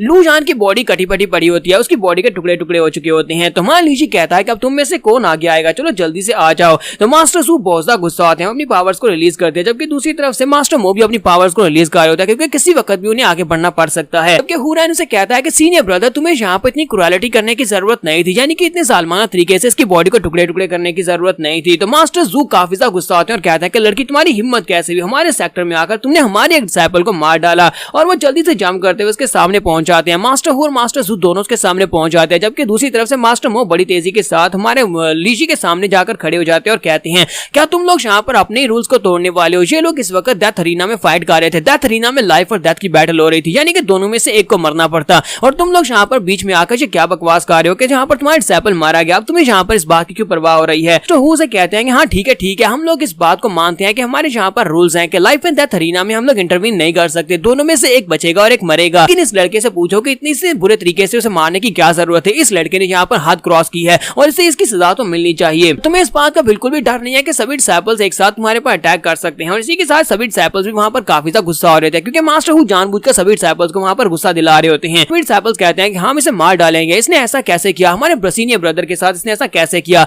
और इसी के साथ उन्हें ऊपर से आवाज आती है, डीमन किंग ऊपर से उनसे कहता है कि सभी लोग खामोश हो जाओ। थंडर इलेक्ट्रिसिटी दिखाई देती है, वो उन सभी लोगों से कहते हैं कि तुम सभी लोग यहाँ पर ऐसा कैसे कर सकते हो। तो वो लोग कहते हैं जो तुम्हारे ग्रैंड एल्डर हैं। मास्टर हू और मास्टर सू दोनों वहाँ पर उनके सामने घुटने टेक देते हैं और बाकी के सभी डिसाइपल्स भी उसके सामने घुटने टेक देते हैं और कहते हैं ग्रैंड एल्डर प्लीज हमें माफ कर दे। तो ग्रैंड एल्डर उन सब लोगों से कहते हैं कि डूशान यहाँ पर अपनी गलती की वजह से मारा गया, क्योंकि वो बहुत ज्यादा कमजोर था। उसने यहाँ पर खुद इस लड़के को चैलेंज किया था। और लाइफ एंड डेथ अरीना में फाइट का मतलब यही होता है कि एक मरेगा और एक जिंदा रहेगा। तुम लोग यहाँ पर मास्टर ली को कुछ भी नहीं कहोगे, तुम लोग यहाँ पर मास्टर ली को नुकसान नहीं पहुंचाओगे, क्योंकि वो हमारा एक मेहमान और ऊपर से वो एक प्राइम डिसाइपल है एक सेक्टर का, और यहाँ पर शादी के लिए है ट्रायल देने के लिए। इसी वजह से मैं चाहता हूँ कि तुम सभी लोग यहाँ पर उसे मेहमान की तरह ट्रीट करो, जल्दी से उसके ट्रायल को स्टार्ट करो। मैं यहाँ पर क्लींजिंग सेक्टर के लोगों से भी यही कहना चाहूंगा कि जैसे यहाँ पर ट्रायल खत्म हो जाएगा उसके बाद चुपचाप यहाँ से वापस अपने क्लींजिंग सेक्टर में चले जाना और दोबारा यहाँ पर मत आना। तो मान लीजिए उसकी बात सुनने के बाद कहता है कि मुझे भी यहाँ पर तुम्हारी बिल्कुल ही परवाह नहीं है, और जहाँ पर जल्दी से अपने उस बेकार से ट्रायल को स्टार्ट करो। मैं यहाँ पर ज्यादा देर रुकना भी नहीं चाहता, अपने ट्रायल को स्टार्ट करो ताकि हम लोग यहाँ से जा सके। मैं यहाँ पर बहुत ज्यादा बोर हो रहा हूँ, अगर मैं यहाँ पर और ज्यादा बोर हो गया तो फिर मैं अपना एंटरटेनमेंट खुद ही ढूंढ लूंगा और यहाँ पर तुम्हारे और बहुत सारे डिसाइपल्स मरेंगे। मास्टर हू की बात सुनने के बाद कहते हैं लड़के तुम यहाँ पर काफी ज्यादा जख्मी हो, तो तुम्हें यहाँ पर रेस्ट करने की जरूरत है। अगर तुम यहाँ पर रेस्ट नहीं करना चाहते और अभी आप इसी कंडीशन में यहाँ पर अपने ट्रायल को स्टार्ट करना चाहते हो तो हमें इस बात से कोई फर्क नहीं पड़ता, तो चलो जल्दी से हमारे साथ आ जाओ। इसी के साथ ही मास्टर हू से कहता है कि हम यहाँ पर तुम्हारे 2 टेस्ट लेने वाले हैं। पहला टेस्ट जो होता है, पहला टेस्ट वो क्योटिक हार्ट फॉरेस्ट है। तुम्हें क्योटिक हार्ट के 14 लेवल्स को पार करना होगा। देखते हैं कि तुम कौन से लेवल तक जा पाते हो। तुम इस फॉरेस्ट के लेवल्स को पार कर पाए तभी तुम यहाँ पर इस ट्रायल को पास कर पाओगे। यहीं पर हमें क्योटिक हार्ट फॉरेस्ट के बारे में बताया जाता है। क्योटिक हार्ट फॉरेस्ट जो है इसको स्पेशली उनके जो ग्रैंड मास्टर हुआ करते थे जिनका नाम सेंट विर्चुअस पैरागन था, उसने यहाँ पर इस क्योटिक हार्ट फॉरेस्ट को एस्टैब्लिश किया था और यहाँ पर इसके 14 लेवल्स बनाए थे ताकि यहाँ पर डिसाइपल्स की विल पावर को चेक किया जा सके। बहुत सारे डिसाइपल्स यहाँ पर आते हैं अपनी विल पावर को चेक करने के लिए, और इसके 14 लेवल्स और 14 लेवल में जैसे जैसे आप पहले से आगे की तरफ बढ़ते जाते हैं तासे वैसे वैसे इनकी डिफिकल्टी लेवल बढ़ती जाती है। जब आप लोग यहाँ पर इसके ऊपर चलना स्टार्ट करते हैं, पहले स्टेप के ऊपर पहुंचते हैं, इसी के साथ ही वहाँ पर आपको इल्यूजन्स दिखाई देना स्टार्ट होती है। पहले लेवल के ऊपर इल्यूजन्स बहुत ज्यादा कमजोर होती है, लेकिन आगे जाते जाते इल्यूजन्स इतनी ज्यादा स्ट्रॉन्ग हो जाती है कि तुम्हें वहाँ पर बिल्कुल रियलिस्टिक फील होता है।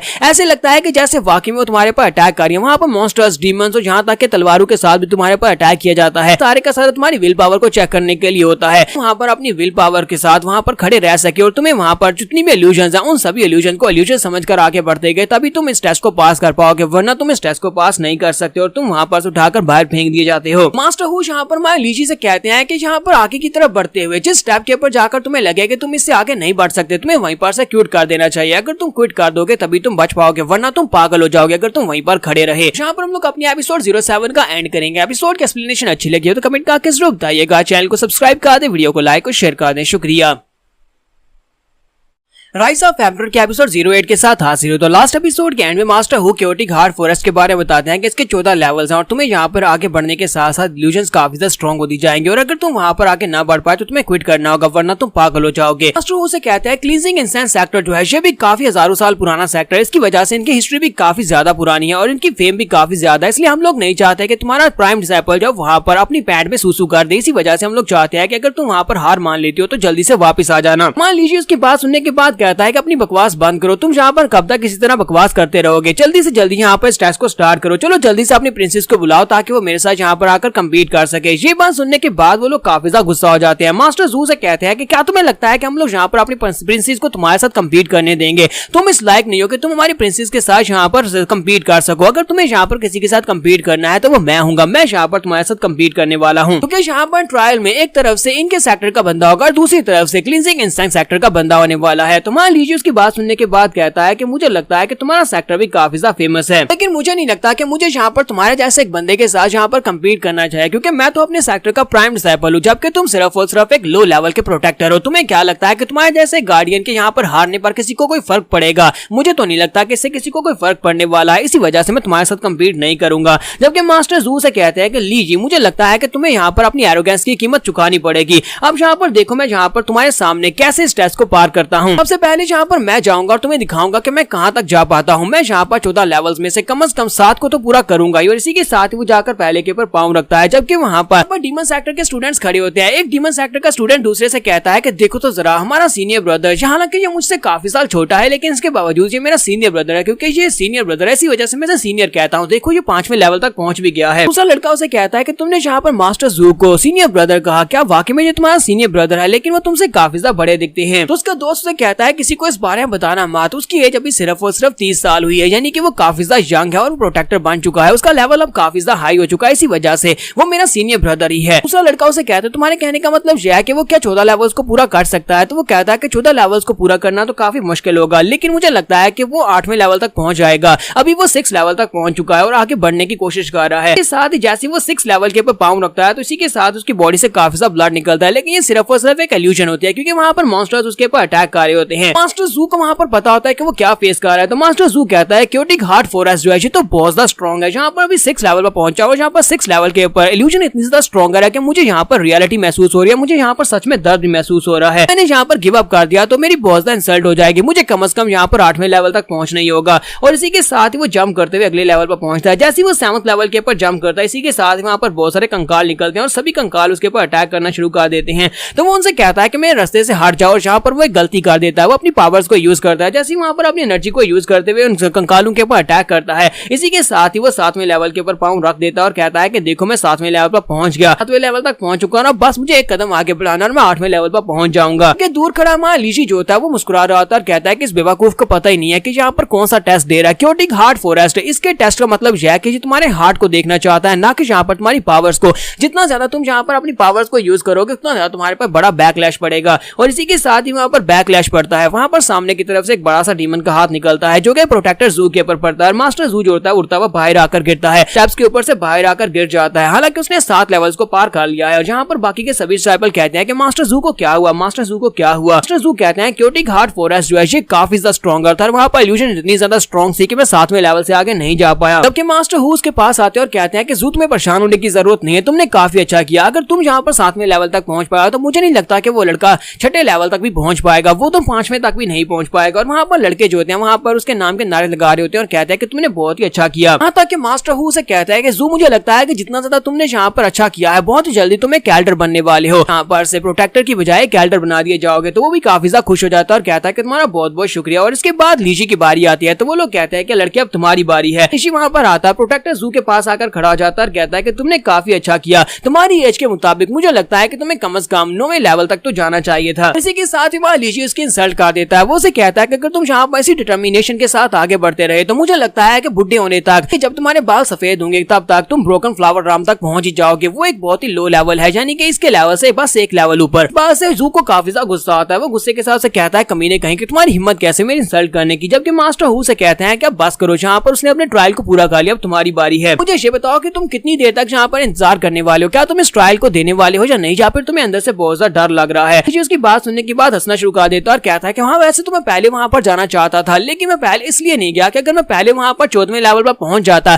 तुम्हारा मास्टर जू है ये तो डर के मारे पीछे आता ही नहीं, तो इसकी वजह से तुम्हारी बहुत ज्यादा इंसल्ट हो जाती। जबकि मास्टर जू इस बात से और भी ज्यादा गुस्सा हो जाते हैं और जल्दी से उठकर खड़े होते हैं ताकि उसके ऊपर अटैक कर सके। लेकिन मास्टर हु से कहते हैं कि शांत हो जाओ, तुम यहाँ पर इस लड़के की बातों का गुस्सा मत करो, ये तो इसी तरह बकवास ही कर रहा है, देखना ये तो दूसरे लेवल को भी पार नहीं कर पाएगा। तो मास्टर जू चिल्लाकर उसे कहते हैं कि लड़के तुम सिर्फ और सिर्फ बोल सकते हो, तुम्हारे पास यहाँ पर ऐसा कुछ भी नहीं है जिससे तुम इस लेवल को पार कर सको, लगता नहीं है कि तुम इस ट्रायल को देने के काबिल भी हो। मास्टर जू ने यहाँ पर एक बहुत बड़ी गलती कर दी। वो उसे कहते हैं कि हम लोग यहाँ पर एक बैट लगा लेते हैं, और हमारा लीजी जो था वो तो शायद पहले से इंतजार में था। वो उसे कहता है क्यों नहीं, चलो ठीक है हम लोग बैट लगा लेते हैं, बताओ कि तुम क्या बैट करना चाहते हो। तो मास्टर जू से कहते हैं अगर तुम यहाँ पर 14वें लेवल तक पहुंच जाते हो तो फिर ठीक है, मैं यहाँ पर तुम्हारे सामने घुटने टेकूंगा, अपनी नाक रगड़ूंगा और यहाँ पर तुम्हारे सामने माफी मांगूंगा। तुम्हारा लीजी उसे कहता है तो फिर ठीक है, अगर मैं यहाँ पर 14वें लेवल तक पहुंच जाता हूँ फिर तुम ऐसा करोगे, लेकिन अगर मैं वहां पर नहीं पहुंच पाता तो फिर ठीक है, मैं तुम्हारे सामने अपना सर रगड़ूंगा और तुम्हारे सामने माफी की भीख मांगूंगा। तो मास्टर जू को लगता है कि ये ऐसा नहीं कर पाएगा, तो वो उसे कहते हैं तो फिर ठीक है, मेरी तरफ से भी डन हुआ, मैं भी जैसे ही करूंगा जैसा तुमने कहा है, लेकिन यहाँ पर देखना तुम्हारा जो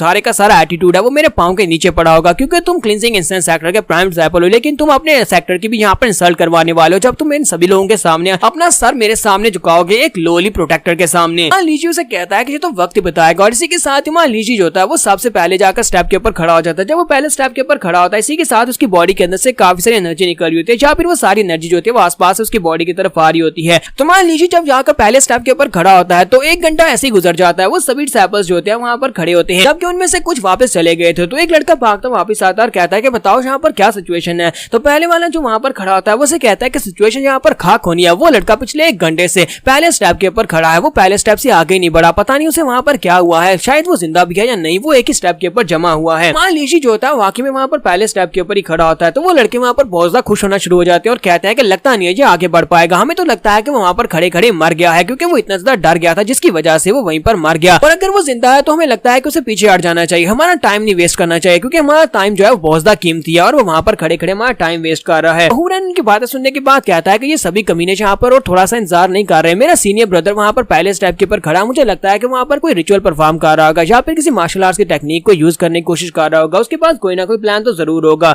मुझे नहीं लगता कि ब्रदर लीजी यहाँ पर पहले इतनी एरोगेंस से बात कर रहा था और अब यहाँ पर वो सिर्फ और सिर्फ पहले स्टेप के ऊपर पहुंचा और इससे आगे ना पहुंच पाया, ऐसा तो बिल्कुल भी नहीं हो सकता, क्योंकि मुझे इसके ऊपर बहुत ज्यादा भरोसा है। और इसी के साथ हमारा लीजी की तरफ दिखाते हैं कि हमारा लीजी वहां पर खड़ा होता है और उसके आसपास वो सारी की सारी इल्यूजन्स होती हैं, लेकिन उन सभी इल्यूजन्स की तरफ देख भी नहीं रहा होता। और इसी के साथ हमारा लीजी अपनी आंखें खोलता है और इसी के साथ ही वो सेकंड स्टेप के ऊपर खड़ा हो जाता है, साथ ही वो मुस्कुरा रहा होता है। तो वो सभी डिसाइपल्स कहते हैं वो देखो वो देखो वो आगे की तरफ बढ़ रहा है। तो जब वो दूसरे स्टेप के ऊपर पहुंचता है, इसी के साथ ही वो तीसरे स्टेप की तरफ चल पड़ता है। तो डिसाइपल्स कहते हैं ये क्या, हमें तो लगा था कि वो वहां पर खड़ा खड़ा सो गया है, लेकिन वो तो आगे की तरफ बढ़ना शुरू कर दिया, अब उसने तेजी के साथ आगे बढ़ना शुरू कर दिया, वो तीसरे लेवल की तरफ आगे बढ़ रहा है। तो यहाँ पर हम लोग अपनी एपिसोड 08 का एंड करेंगे। एपिसोड की एक्सप्लेनेशन अच्छी लगी हो तो कमेंट करके जरूर बताइएगा, चैनल को सब्सक्राइब कर दें, वीडियो को लाइक और शेयर कर दें। शुक्रिया।